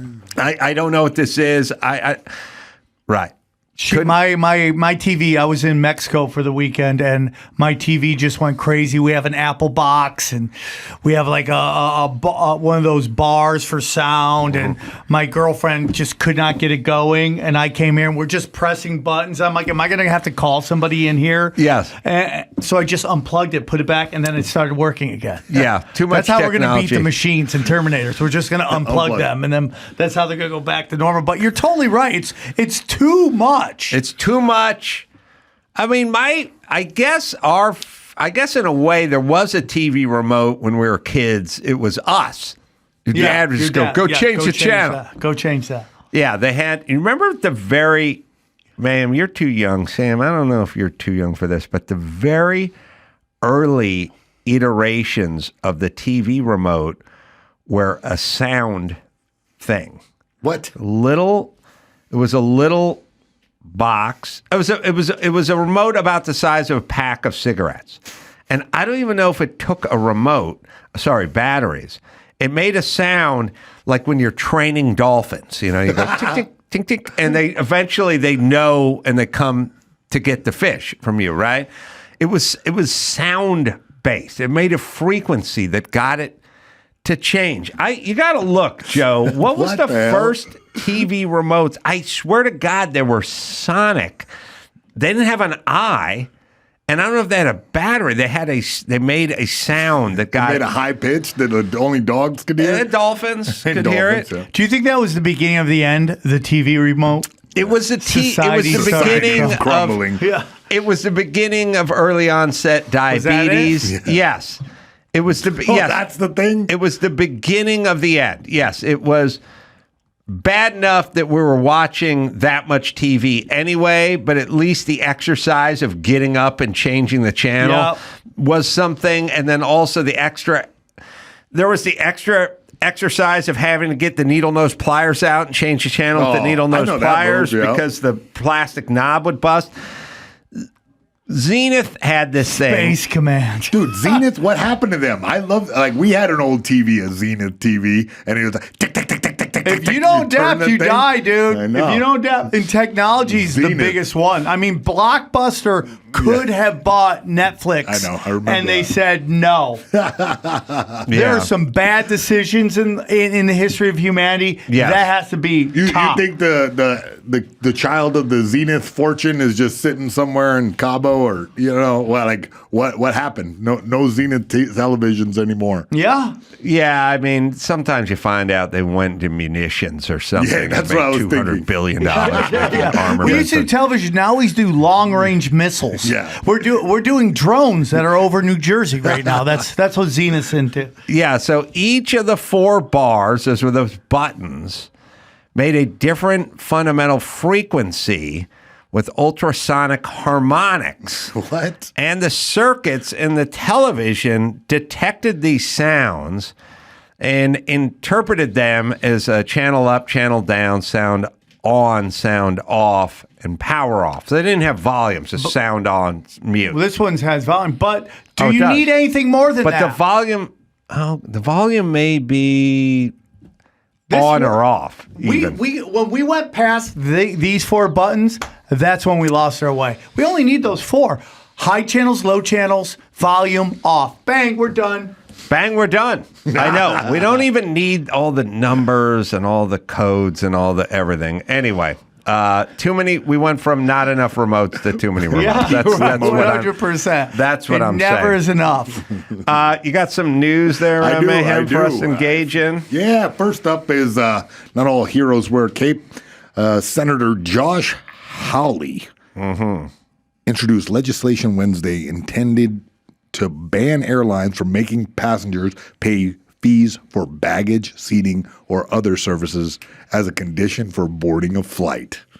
Yeah, it's called the End Airline Extortion Act. Airline companies treat their customers like cattle. It's offensive, he says. And Spirit and Frontier pay their gate agents $26 million to harass customers whose bags were quote unquote too big, he said on X. 40 pounds Yes. on Spirit. It's down to 40 pounds. Yeah, so apparently this is something that a lot of people run into where I'm in. they force you to check your bag and charge you for it. I have this theory that they don't want you flying. I know it sounds crazy, but if you look at like Agenda 2050, one of them is no more commercial flying. So they're just trying to make you as miserable as possible. I just went to Cancun. The airport couldn't be easier. It was stripped down. Here's your bags. Go get through. Bang, done. Not like something about domestic. It just takes forever. Well, here's the thing about all businesses. They're going to make it up somewhere. There's no such thing as these guys charge $300 and these guys charge $79. The $79 guys will make it up somewhere. Yeah. They have to. Like, if you ever back in the day get your car painted and it'd be like $49 to paint your car, and you'd go, $49? That's so cheap. It's $200 across the street. Yeah, $49. And then you go, all right, I'll take the $49 paint job. And they go, would you like the catalyst hardener added to the paint? And you go, what do you mean? Well, so it dries? Yeah. Oh, that'll be another $49. And you're like, oh, so you mean we've not factored in the paint drying? There's be fucking leaves and twigs and shit. There'd be there'll be squirrel shit on my hood for the rest of my life. Right. You know what I mean? You're so right. And they just go, well, you want the hardener added? And I'm like, well, of course I want the fucking hardener added. The paint's never going to dry. And I go, all right, well, let's tally that up. And then you're going to want the windshield taped off. And here's like, the brush fee. And I don't want you painting the windshield. No, I don't. true, Okay, dude. well, let's go ahead and tally. tape. I mean, me and Mike flew Spirit one time, and it was like, $79 versus $215 on some other airline. But as soon as we got there, it ended up being like $180 worth of luggage charges while we were checking in. But by the way, that's on you. You know what I mean? There is no such thing as almost a free commercial airline flight. They're gonna get it out of you. Oh, they hit me over the head with the Wi-Fi charge, Right? And it didn't work the first time, so I tried again. sometimes. So then they got me 20, and then 20 again. I tried to get it back. Nope. Yeah, they'll get it out. That's my whole thing. So Biden either signed somebody or kept one of Trump's appointments, but it was this woman, and she's made it so you can cancel a membership with just a button. Just press a button, cancel. You didn't have to go show up. They were making you do all this stuff, right? If Sam, you get to sit down with Trump and ask him to do one thing, what's going to be? I want him to make it so if you have a company and I'm paying you some sort of fee, I at some point can talk to somebody on the phone, a person, not just talk to automation or click bots. I can actually talk to somebody. I'm going through something right now with SeatGeek. So it was game 5. What was it? Yankees game 5. Dodgers down 5-0 or 6-0. I've always wanted to take my dad to the World Series, so I'm like, okay, they're going to lose this game. They're going to come back. We're going to have another game. I bought 2 tickets to take Game 6. The game 6, I think, or is it like 3? Yeah, 2 tickets. I was going to take me and my dad. It was about $3,000, and I'm like, okay, I'll pay this off over time. As soon as I bought the tickets, the Dodgers come back and win the game, and I'm like, oh, and I get some from, hey, this game's been canceled. We'll get you an email. And we'll get you your money back or credit. And I'm like, I'll take my money back. I have not received that email. Damn. And I can't talk to anybody about where my $3,000 is. And SeatGeek will not let you talk to anybody. If you look for a customer service number, nowhere. I just keep going in circles and circles and circles. They put me in the little side chat. Doesn't lead anywhere. Doesn't lead anywhere. Damn. Well, we have a clip of Howley, I think, grilling these guys. Oh, I love him. I love him too. Yeah. You guys do appreciate that flying on your airlines is a disaster, don't you? I'm slightly amazed by the general attitude of all of you here. Flying on your airlines is horrible. It's a terrible experience. I mean, I say this as a father of 3 young children. But I can't tell you, nobody enjoys flying on your airlines. It's a disaster. You charge people fees that they know nothing about. You harass them to death. I'll never forget, Mr. Johnson, during COVID, when an attendant on your airline threatened my wife because our then 5-year-old son, his mask had slipped. This is back when we all had to wear those ridiculous masks. His mask had slipped below his nose. This flight attendant came up to my wife and said, if she didn't keep that mask over his nose at all points on this 4-hour flight, she would personally see that my wife was banned from flying. This has happened over and over to families. It's terrible. It's absolutely terrible. And your attitude here today seems to be, well, devil may care. There's nothing we can do about it. Well, I think we are going to do something about it. So how much have you paid people to pull out customers who are in line with a bag that's 2 centimeters too big, Mr. Schroeder? Well, we recognize this is a hard job, and so therefore we incentivize them to do that. How much? It's $10 per bag. Wow. Oh, my $10 per bag. God. And I think, Mr. Klein, you and Mr. Schroeder, your airlines cumulatively have spent $26 million paying gate agents between 2022 and 2023 to catch passengers whose bags are a little bit too big. $26 million. God. I mean, if people want to know why it's such a terrible experience to fly, this is news for them today. Your airlines are paying millions of dollars to your employees to harass people who've already paid. They're there in line because they've already paid. It's unbelievable. By the way, let me just ask you this while I have you here. Why is it that you charge different people different fees for carry-on bags? Why is that, Mr. Klein? Why isn't it just a flat fee? Why is it that I might get charged one fee, but my wife might get charged a different fee? Why is that?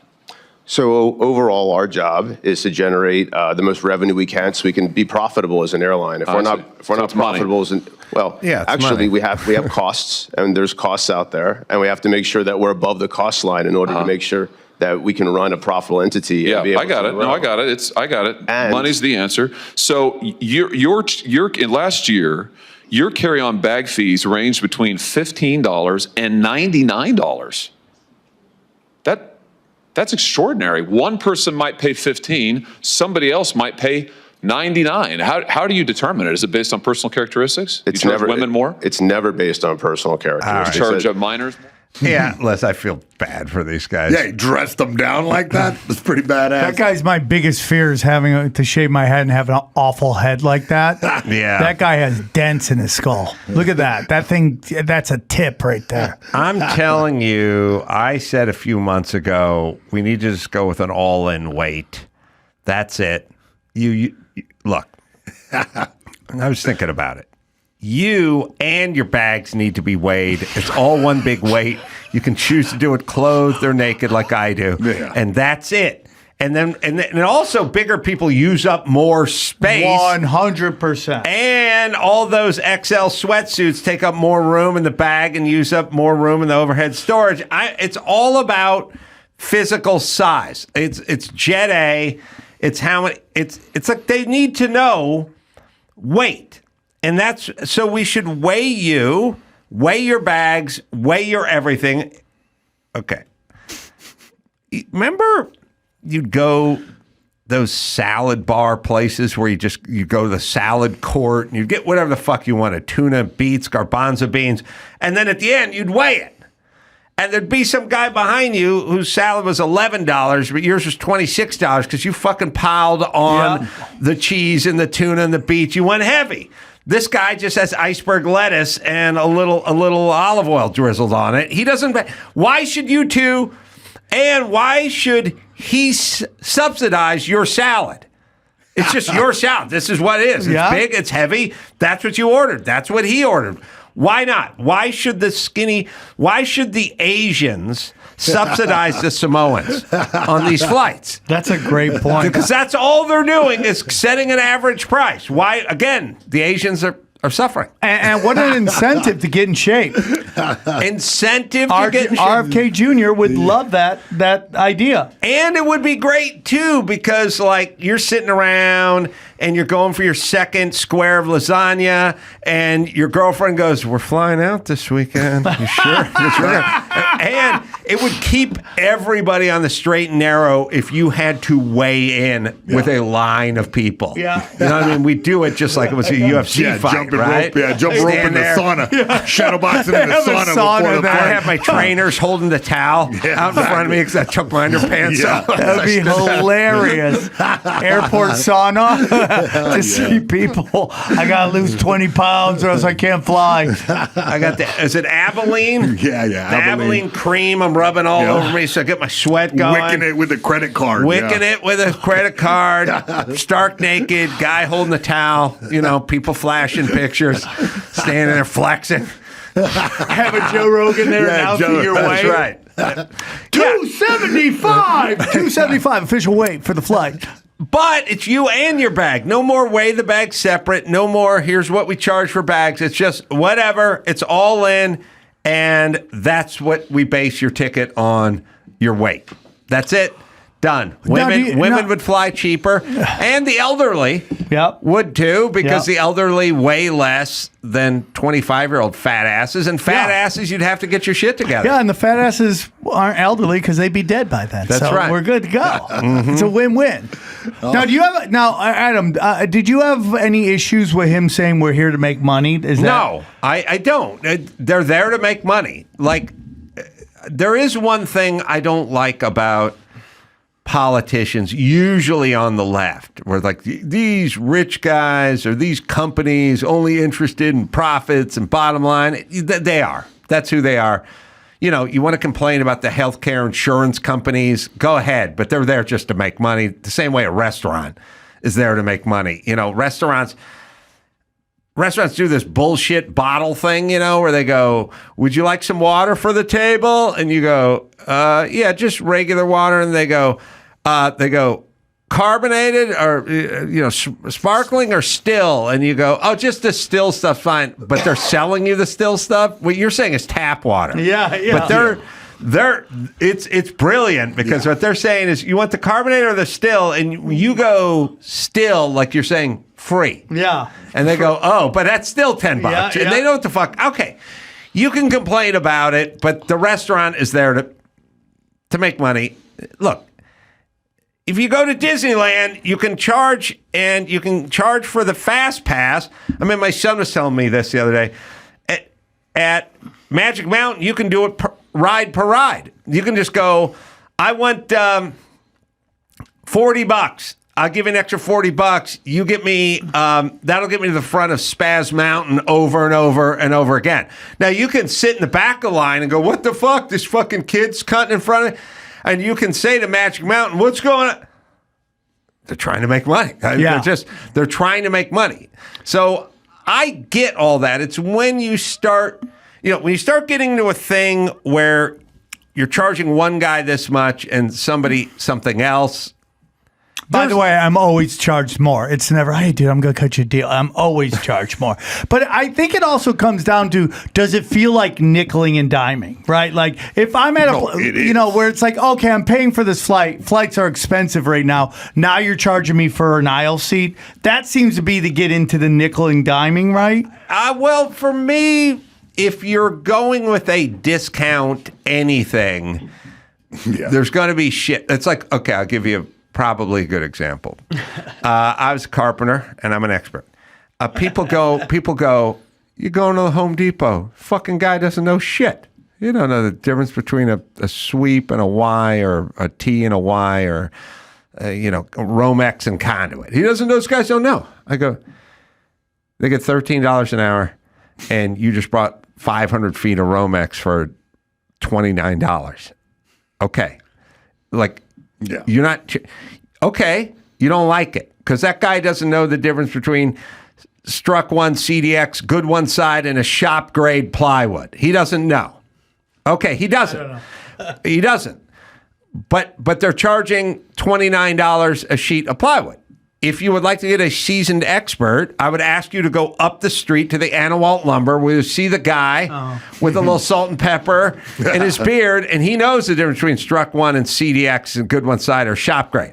But it's $41 a sheet over there. So you don't want to pay that guy. Right. And you don't want to pay $41 for a sheet. And there is such a thing as going into Terry Lumber, Anawalt Lumber, and talking to someone who knows what the fuck they're talking about. But that guy also is getting paid a decent wage because he was in the trades, and now he's doing this, but he has a certain amount of expertise. You can make your choice, but you can't go into Home Depot and pay nothing for a sheet of plywood and then complain that you had to push it on the cart yourself. And that's kind of where I'm at with everything. You want to fly for almost free. Be prepared to be gouged for Wi-Fi and the extra baggage and be treated like shit. And that's what they do for sure. And have a seat that doesn't recline and get nickel and dime for the aisle. Be prepared for that. Or step on up to Delta or American or whatever, JetBlue or something, and fly with the normal people. But you got to pay. Right. I got you. That's where I'm at. Got some more news. Trump let ABC off easy in settling for just $16 million over George Stephanopoulos' blatant defamation. George Stephanopoulos repeatedly referred to Trump being a rapist. Yeah. And listen, you're a news organization, and a news organization is supposed to come across like an umpire, right? I mean, at least traditionally. Yeah. It used to. Which is nonpartisan, right? Yeah, I mean, I would assume, I don't think there's any such thing as taking your place behind home plate as an umpire and not having some thoughts about who you might like to win this baseball game. Mm-hmm. Because somebody grew up in Boston, somebody grew up in New York, somebody grew up in LA, somebody grew up in Chicago. Somebody has thoughts. Somebody was a kid at one point and cheered for a team, you know? Yep. Somebody has a favorite player or manager who played. I mean, it's impossible to just show up and go.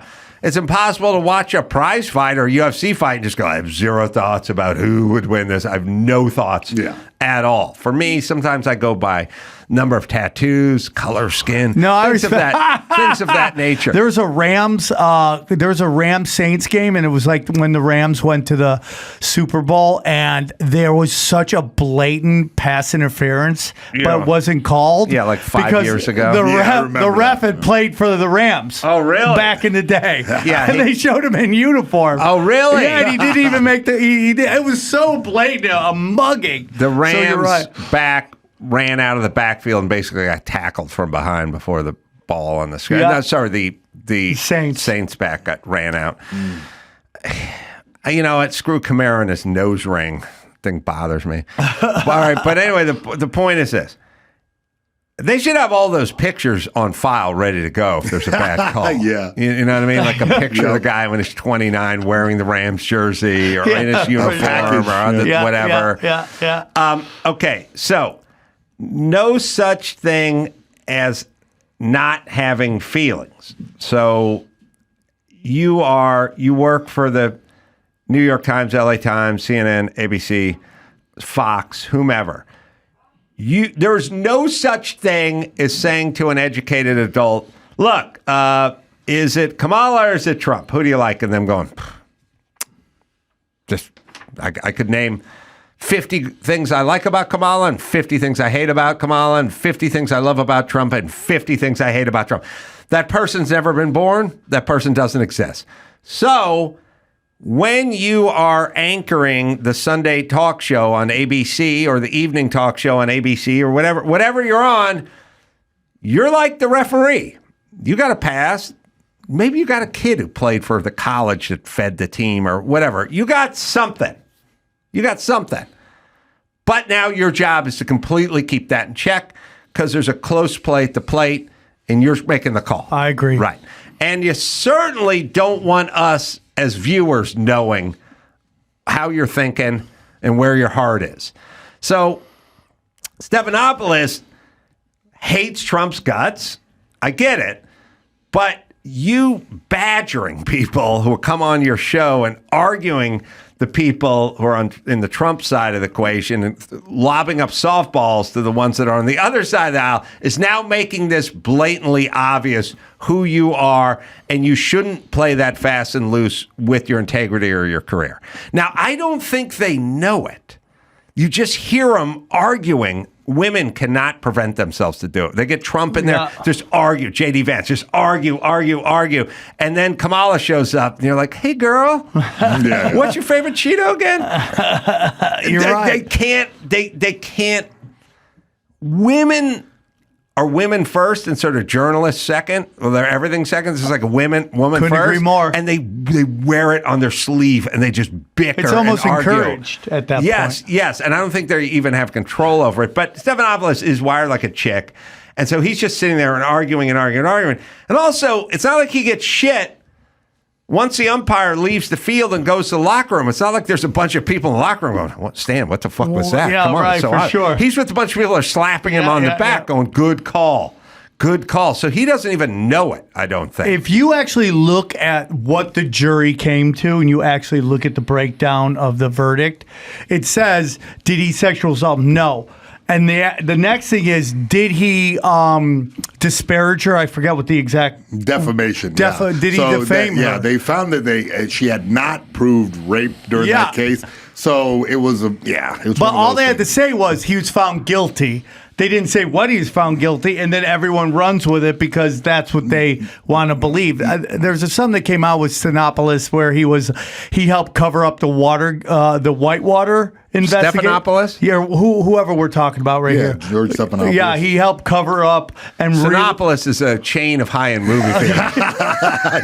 There's one in Westlake Village. Whatever his name is, I'm horrible with names, but he helped really throw a monkey wrench in the Whitewater investigation. Oh, right, so he's right. been playing on He's one side for a obviously- while. Yeah, he's a partisan guy, so he can't help himself, so that's fine. Meanwhile, I got a friend who's a pretty prominent writer in New York, said he went to a party with E. Jean Carroll, the one who accused him of this.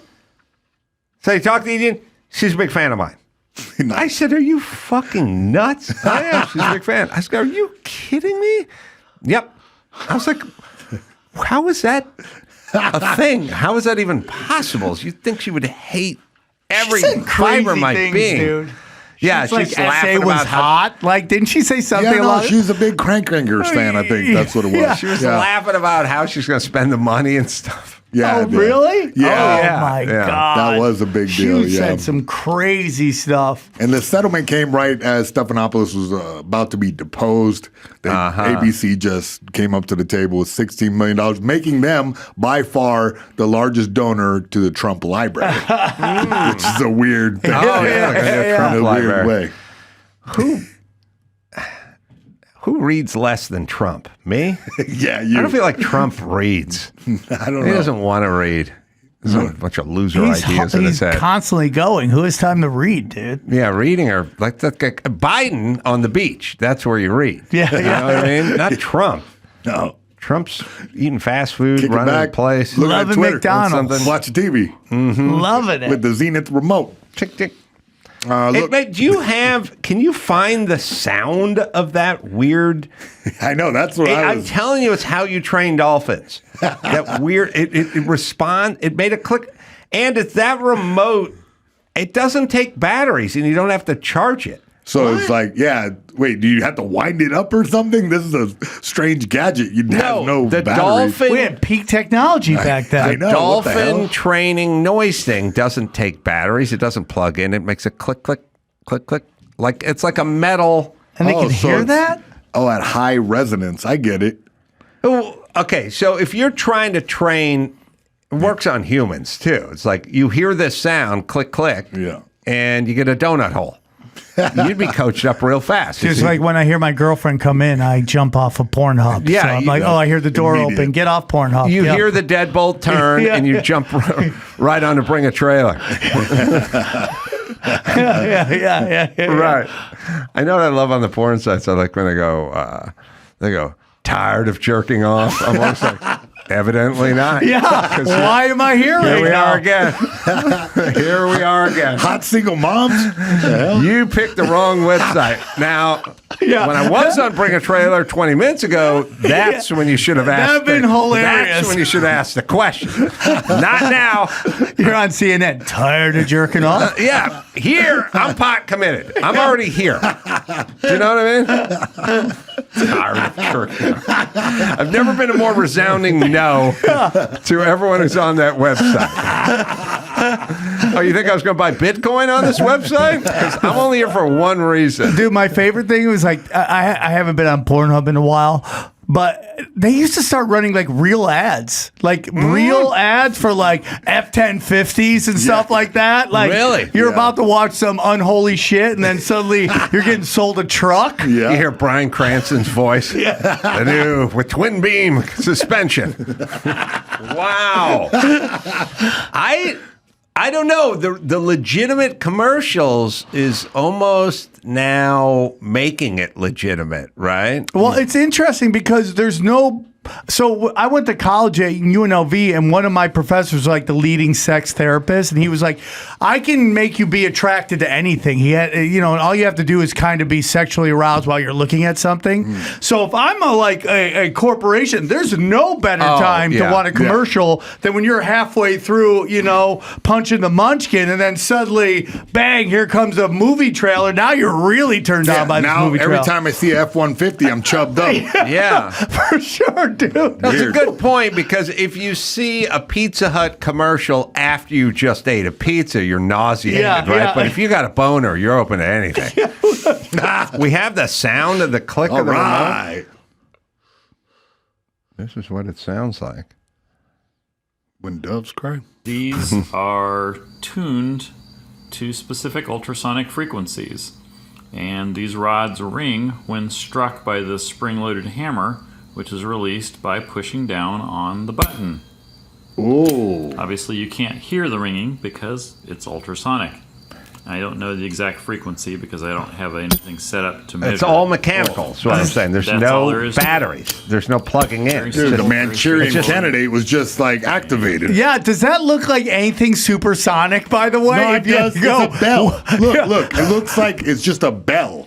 It's very strange. Now, what sound is the clicker thing when they train dolphins and or killer whales, making the click? They do the same. No, it's just a clicker. I think it's just a regular. Like I did dog training for a long time. You get the dog. You can use the clicker like as the dog does the behavior you want. You click and treat the dog. Right. So that way it just becomes, or that click is just as good as a treat. Right. No. That's how it works. All right, one more. Pavlovian. Yes. Look, we got to talk about it. The mysterious drone sightings. I have page after page after page here, but the short story is we don't know. Mm-hmm. There's no way to really tell. The government is not saying that they're dangerous. And I did a deeper dive into more drone things. These that are showing up in New Jersey are, big deal. But there's also earlier in the year, drone swarm over Langley, Virginia, the home of FBI. So basically, CIA. We had a Chinese, spy balloon drift over the United States for like 7 or 8 days in the White House. Nobody trusts a fucking thing the White House says about anything ever, right? Would you? Is there anything Karine Jean-Pierre or Biden or any of those guys said that you would ever fucking listen to? 100%. Ever? If they said a hot dog is longer than a hamburger patty, I'd go, get the fuck out of here. I don't believe this bitch. They're literally, it's a weird relationship because I just assume they're lying about everything. So when they say whatever they say about drones or weather balloons or anything, I just go, all right, well, now we got to go find out the truth somewhere and figure out what's going on. I don't know why we don't know where they emanate from. Like how much range does an electric drone have? 250 kilometers is the longest range one that they, as far as these smaller ones.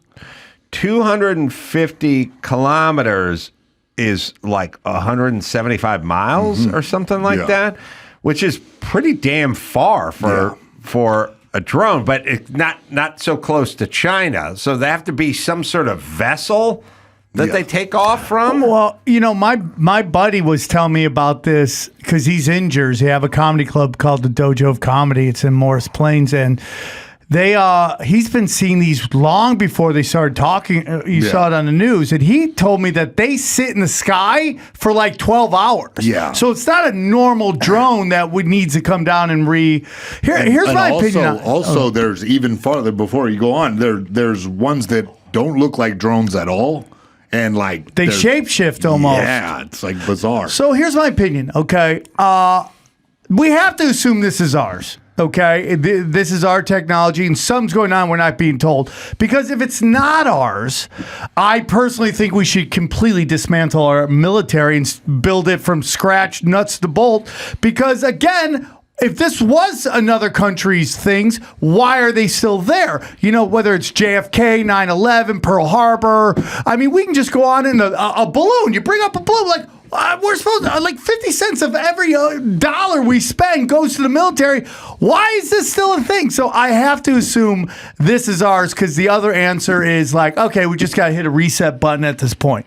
Why, if you're a drone and you're being flown over our nation by any rogue nation, do you have a spotter light on it like a helicopter flying at night so they're not clipped by a commercial airliner?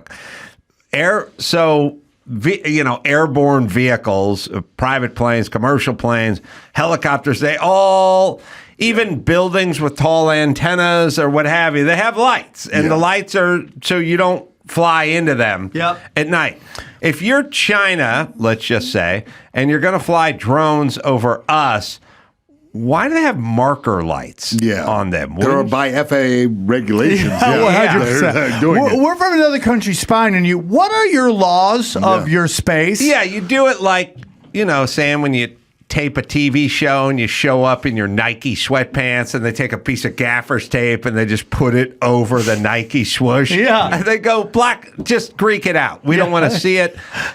When you take a little gaffer's tape and just put it over the bulb that was flashing, I mean, the only reason we can see all these drones is they're lighting themselves at night. So why are we seeing them? And then who wants us to see them? And then why wouldn't China, who would not want to be detected, then why wouldn't they do that? Or is it all just one big fuck with game at this point? I think that's it. If there's anything we see, it's because they want us to see it. Steele dossier, Russia, Russian collusion, PP tape. It was all bullshit. Yeah. And none of it ever existed. It was all cooked up by Hillary Clinton and the Democratic Party. Russia knew none of this existed. They were having so much fun watching us fight the entire time, and the amount of time, resources, energy, focus, and money it took is immeasurable, and they were having fun. They probably could have clarified it. They did not clarify it. They didn't have to. They enjoyed watching us fight like fucking retarded kids. So whoever's doing this, is this all part of the Steele dossier, PP tape? Like, we'll just take these drones, do not black out the light, and have them all fucking speculate and start infighting and arguing. I totally agree. Adam Curry from a really great podcast called No Agenda. They were talking on that show that they think there's like a bill that's coming up about to expire that involves drones and militaries and all that stuff that they kind of want to gin up support for again. So they kind of just throw these things out there and see how everybody reacts to it. Well, it's all on the table now. All right. Last break. I got some stuff to get into with Sam, and we'll do that right after this. Rosetta Stone. Need a last-minute gift? Yeah. This Christmas, give the gift that keeps on giving, a lifetime membership to Rosetta Stone. Perfect for anyone looking to learn to improve their language skills. 50% off of all 25 languages for a lifetime and no shipping fees. Rosetta Stone, Dr. Drew was telling me about, he speaks fluent French with the accent and everything, and his wife doesn't. And they're going to Paris for a while, and he put her on the Rosetta Stone and said it helped her so much, and especially the accent. 30 years, millions of users, 25 languages, Spanish, French, Italian, German, Japanese, Chinese, Arabic, just keeps going. No English translations. Learn to speak, listen, and think in that language. Designed for long-term retention, plus the true accent feature gives you feedback on your pronunciations. Learn anywhere, anytime, on your schedule. It's Rosetta Stone, right, Dawson? Don't put off learning that language. There's no better time than right now to get started. Today, Adam Carolla Show listeners can get Rosetta Stone's lifetime membership for 50% off. Visit rosettastone.com/Adam. That's 50% off unlimited access to 25 language courses for the rest of your life. Redeem your 50% off at rosettastone.com/Adam today for yourself or as a gift that keeps giving. Tommy John. Well, here's a simple life hack. Upgrade with Tommy John. You'll do everything much better because you'll be much more comfortable with Tommy John. Their Second Skin underwear has dozens of comfort innovations like a supportive contour pouch and horizontal quick draw fly, plus breathable, lightweight, moisture-wicking fabric with 4 times the stretch of competing brands.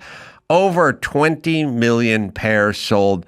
Hundreds, nay, thousands of 5-star reviews. Tommy John doesn't have customers, they have fanatics. I know, I'm a Tommy John fanatic. I'm wearing mine right now. I will not wear anything other than Tommy John. I don't have the heart to throw out some of the old underwear I had because I paid way too much. I guess I'll just use it for a car rag, do my rims or something. They have a guarantee. It's called the best pair you'll ever wear, or it's free. They're the best. They're Tommy John, right, Dawson? Get 20% off your first order right now at TommyJohn.com/Adam. Save 20% on second skin at TommyJohn.com/Adam. TommyJohn.com/Adam. See site for details. O'Reilly Auto Parts. O'Reilly Auto Parts is in the business of keeping your car on the road. They offer friendly, helpful service and parts and knowledge that you're going to need to maintain and do the repairs yourself. Always used O'Reilly. I've used to hit the one up on Foothill when I was in La Crescenta renting a house, keeping that Isuzu Trooper on the road. And they got thousands of parts and accessories in stock, either in their store or online. So you have, you don't have to worry if you're in a jam. You can go online and get your stuff. You can go into a store and get your stuff. The team at O'Reilly Auto Parts can test your battery for free in or out of your car, which is nice because sometimes it's tough to get those babies out of the car. You need your windshield wipers replaced, brake light fixed, or a quick service. Well, they'll help you find the right part or point you to the nearest local repair shop as well and get help there. Whether you're a car aficionado or an auto novice, you're going to find the employees at O'Reilly Auto Parts are knowledgeable, helpful, and best of all, they're friendly. The professional parts people at O'Reilly. O'Reilly Auto Parts. One-stop shop for everything, especially if you're a do-it-yourselfer for your car. In-store, online. You can stop by O'Reilly Auto Parts and do it today, or visit us online, O'ReillyAuto.com/Adam. That's O'Reilly.com/Adam. There's nothing more embarrassing than being at Home Depot and not be able to build anything at all. And you're just walking around going, hey, you're literally showing pictures of things and asking, what is this? Is this, right? And you just walk around, you're like, what is this? There's nothing more cucking than sitting there asking someone at Home Depot what this tool is. You ever done that? Trust me, I'm a man. I have children. What is this? What is it used for? The woman who gave birth to my children want me to find man stuff, and I don't know what to do. I have no skills. Except for maybe well-crafted dick jokes. That's about all I'm good at. Sam Tripoli is on the Adam Carolla Show. Sam's got a special. Quiet is out as we speak. It's doing very well, and you can get it at Sam's website, samtripoli.com, and also going to be at the Comedy Vault in Illinois, and that's coming up January 23rd through the 25th. I was... just had Spokane. January 9th. Adding Spokane. Just had January 9th, Spokane with Eddie Bravo. So I'm carrying something up a narrowish set of stairs in a condo duplex, and it's got it's got the hall walls on each side of it, and it's not that wide. I'm carrying something that's kind of wide. And I do the move where I drag my knuckles across the stucco. Oh. and all of a sudden I hearken back to my entire childhood with just confrontations with stucco and losing skin and scraping off of stucco. And I thought, the person that invented stucco hated skin, right? Like, why? Like, we need to build, everything needs to be... We need an emery board on the outside. Like, the purpose of stucco. I know, we're like... We shouldn't go with stucco, and that we should go with siding. Oh, you mean like emery board? No, just smooth. Yeah. Well, who's going to lose skin when they're riding their bike by and their elbow hits it or something? They're going between the garage and the side. It's like, I've been fucked up by stucco my entire life. That's so interesting. And there's no such thing with making contact with stucco without losing a significant amount of skin. But it doesn't have to be that way. Why does the wall need texture? Why does it need to be sandpaper? Why do I need braille on my wall? We could have gone with a steel trowel finish and a smooth finish, but we didn't. Yeah.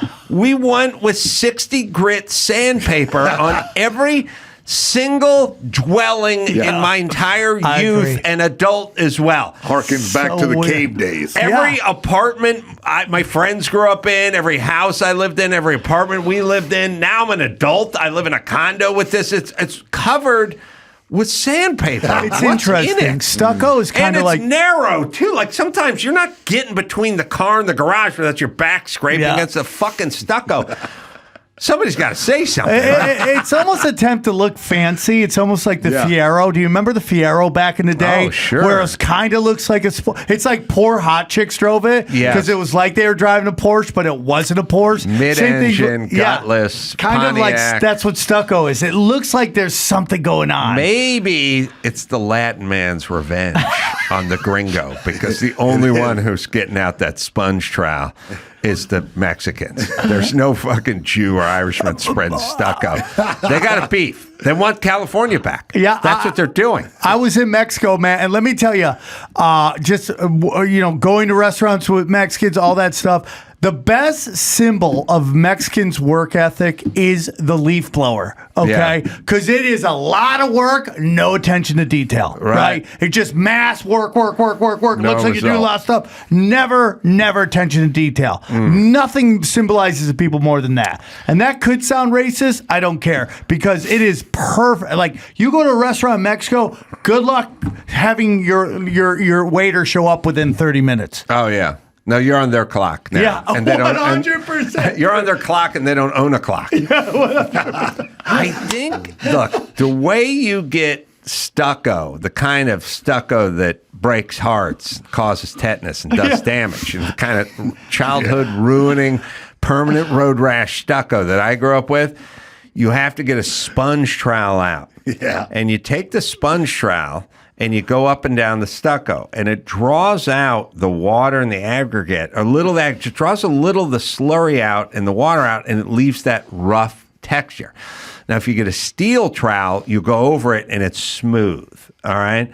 But I just thought that really, like, as I drag my knuckles across this fucking stucco as now an old man living in modern times and harkening back to my childhood, I'm like, stucco's been fucking my shit up for 50 years now. Yes, like, this isn't a 12-year plan. I may end up in a stucco coffin at the very end, like at Carolla. Road rash, getting in that stucco. And I just thought, how much heartache is this cause? How many guys have been running past some liquor store, some 7-Eleven, and Rosetta and their friend pushed them, and they dragged their shoulder and got all fucked up on the stucco. Every dude I know has been fucked up by stucco. It doesn't have to be. They could smooth it. They don't. And it's probably because it's cheaper to do stucco. Do you think? Stucco, all right. Seems like a lot of effort. It's cheap. Seems like a lot of effort. Right? Okay, here's how stucco works. Stucco is lath, which you put on the outside of the studs, K-lath, it's called. It's got the tar paper behind it and the metal squares in front of it. You put the sheets on. Mm-hmm. Then you put on a scratch coat. That's the original one, done with a notch trowel, big notch trowel. You notch, it's all striped. You've seen it. You're talking, that's what that's called, that goo that you put on, that's what you're saying? Stucco has 3 coats. Yeah. First coat, notch coat, scratch coat. Okay. You've passed buildings in your neighborhood when you're walking around and they're in the scratch coat. Looks like a bunch of lines going up and around. Okay. That's the first one. When that one dries, it'll accept the next coat because it's all ridgy. Yeah. Next coat's the brown coat. Next coat is the color coat. That's the color in the stucco. That's the thin one at the end.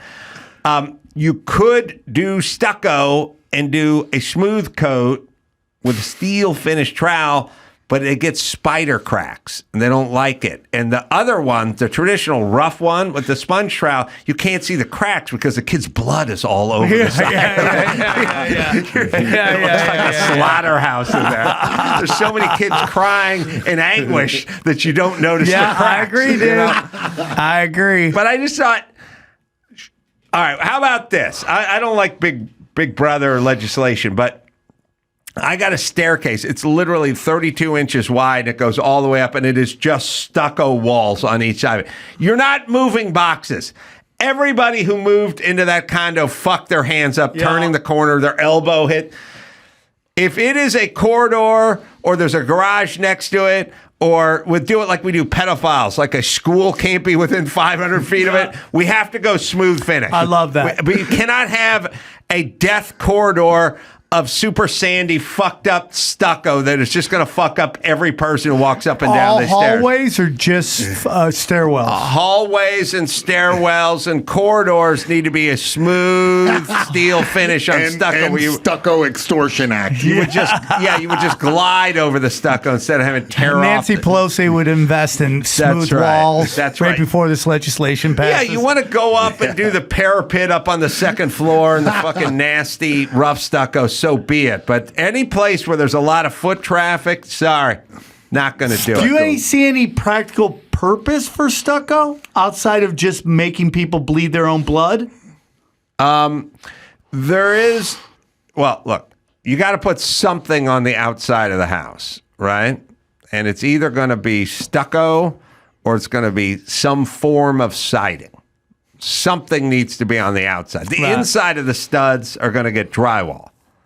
The outside is going to have something because there's going to be insulation in the bays and studs and whatever. So it's going to need to be clad with something. Here, it's probably just a practical thing because all we have is Mexicans and all they have is stucco and they know how to do it. And so we can do that shit cheap.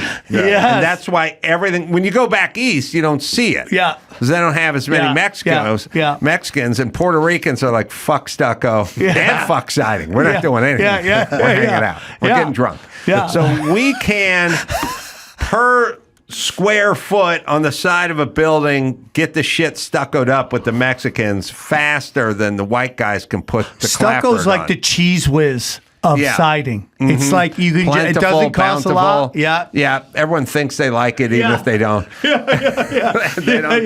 Yeah. And so that's what we get here because that's all they have in Mexico. It's this masonry shit, and they got it in their blood. They can do it. But I'm saying, let's go with a smooth, which is a steel trowel look. Yeah. There's also something called a knockdown effect, where it's a little, show me stucco, show me, Joe, smooth steel trowel finish stucco, and then show me a knockdown finish on a stucco. But I'm just saying, we have chosen to go with the most destructive form of stucco there is. Because it's cheapest. It's destroyed many a childhood.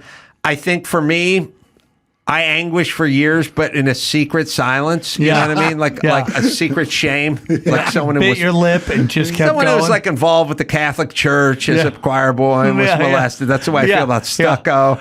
I didn't want to speak out about it, but after the other day, it's enough. It's war. It's war. I'm now coming out of the closet with my stucco. I feel feelings. the poorer the neighborhood you get to, the more the stucco comes. More stucco. But as rich hipsters move in, the stucco goes and the siding comes up. Yes, the siding is a rich hipster thing. You see it in Venice. You see it in Santa Monica. Vegan restaurants, coffee shops, and siding. That's what happens to poor neighborhoods. Yeah. Stucco goes and the cool siding appears. Yeah. And by the way, slick and easy. Junior could be running down that sidewalk, drag his shoulder against that art gallery siding, nothing. No scuff, no wears, no tears. You do that on that sandy stucco, you're fucked up for days. Yeah, I mean, maybe that's why the kids are soft now. We've gotten rid of stucco. We outlawed lawn darts. Yeah. Why? Because we cared about the kids. Yeah, now we outlawed made them fireworks. pussies. Yeah. And we fucking replaced it with stucco. And that did more damage. We wouldn't let them smoke. We wouldn't let them drink. We wouldn't let them do anything because we were worried about them. Yeah. But now it's all fast food and stucco. We've ruined a generation. Yeah. I think you're right. I agree. All right, Joe, stuccos. We got them. Oh, here we go. This is a steel. You got to go up closer, but this is a steel trowel finish. It looks good and it's smooth, and you will not fuck yourself up against that. How's it do with weather? Everything is fine. It's just simply, I'll put it to you this way. Blondes look great, and then they hit 40, and then they show off the cracks more. Yes. Black chicks, you'll take the blonde under 40, but once you get over 40, you're going black. Yeah, 100%. That's what smooth stucco is versus Sandy Stucco. Sandy Stucco is a black chick. Okay. Sandy Respect. I think that's her name. Yeah, I believe so. Stucco? Yeah. Sandy Stucco. That's my girlfriend Stucco. Sandy Stucco. She plays for the LA Sparks. You can't tell how old a black woman is except for her hands. That's the only place they show their age. Yeah, Rocky Stucco was my gay porn name for a while. So you see the sponge trowel stucco. That's a nightmare. You literally lean against that fucking dwelling. It will cut you. Yeah. You will fuck you up. You don't even have to be moving. Now, there's guys pushing wheelbarrows to the back and they did the knuckle drag on the side of the thing when they turn the corner. Stucco's, it's like radon. It's the silent killer. It's fucked up. I'll bet you if I did a class action lawsuit against Big Stucco, I'd get everyone in America paid. Yeah. There's no normal boy. I mean, my son, because he grew up in bubble wrap and living in luxury, probably doesn't know the heartache of suffering the stucco trauma. You don't know stucco. We had to walk a mile dragging against the side of a stucco apartment building to get to school every day. Yeah. Did your parents have stucco? You may be entitled to financial compensation. They work at Camp Lejeune or Camp Lejeune. Could have been made out of stucco. Probably had stucco. I guarantee my son in his carefree childhood has never had a negative stucco experience. I have had many a battle with stucco. I would argue the average male has had many run-ins with stucco. I don't know any women. I had my share. You've had every dude. You know who takes a beating from stucco? Movers. Movers. I was a mover for 2 summers, and it's just hands full of stucco scars. Elbow. You forget your gloves for one day. Is this your Vietnam? Yeah. I can feel it on my hand right now, just looking at it. Here's the stucco mixer, and it's like a helicopter in slow motion and Rambo, Is the pricing from the first picture you saw to this, is that a huge difference? Here's the thing. The Mexicans know how to do the stucco with the sponge trowel, which gets you the sandy finish, which is all they know. So that's how they do it. They just go, fuck it. You get what we know. That's the stucco we know. It's not that much harder. It's probably a little more in labor to finish it with the smooth finish on it. But yeah, movers, gardeners, guys working the hedge along the side of the building. Anyone who's the pool man, anyone's going to walk around with the cart, the things in his hands. I would say your average American male has been fucked over by stucco the over-under is like 37 times. If you go, but the worst is the bike stucco incident. Oh, no.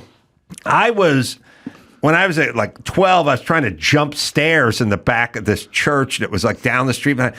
The stairs had 2 big stucco walls right next to it. I just bounced off of one, bounced off the other, dragged out. I got elbows and knees and fucking tailbones, all stuccoized, man. I've been traumatized by stucco. I can tell, dude. The picture on the left looks like San Diego, and the picture on the right looks like Tijuana. It's it puts the Sandy in San Diego. That fucking stucco. Yeah. So, what do we do? Because someone's got to introduce legislation. Hey, I mean, Gavin Newsom's looking for anything to get people to like him. We go to the smooth finish on the stucco. Outlaw it, dude. Outlaw the nasty stucco. It doesn't look good. It does not look good. It looks like it's got some disease. Yeah. Skin disease. You wouldn't date a girl who had stucco face. Yeah, you would not. No. Yeah, so all our lives have been negatively affected by Sandy Stucco. Sandy Stucco, man. Make stucco flat again. Yeah, make stucco flat again. Yeah, or again, just go with the highfalutin siding, like the hipster Venice Beach. Yeah, 100%. Fake wood grain siding or whatever the hell it is. Go to extra mile. Your kids will thank you. I just think if I talked to my son about negative run-ins with stucco, he wouldn't know what I was talking about. Whereas you would have got hold of me at 18, I would have regaled you with 15 separate stucco-related incidents. Yeah. You would name them by the years they happen. Oh, 75. Do you know that one? That was the heartbreak of 75. Then, to add insult to injury, when I was doing construction, I was asked to apply stucco, spread stucco. It was like a Jew working at Auschwitz. Yeah. You know what I mean? Like you're in charge of the ovens, Marvin. Yeah. Like what? Yeah. Like I literally added to the problem by spreading this demon, this demon compote on the side of buildings. Forced myself to pick up one of the best names, stucco. You know that they put the stucco on. It's called a hawk.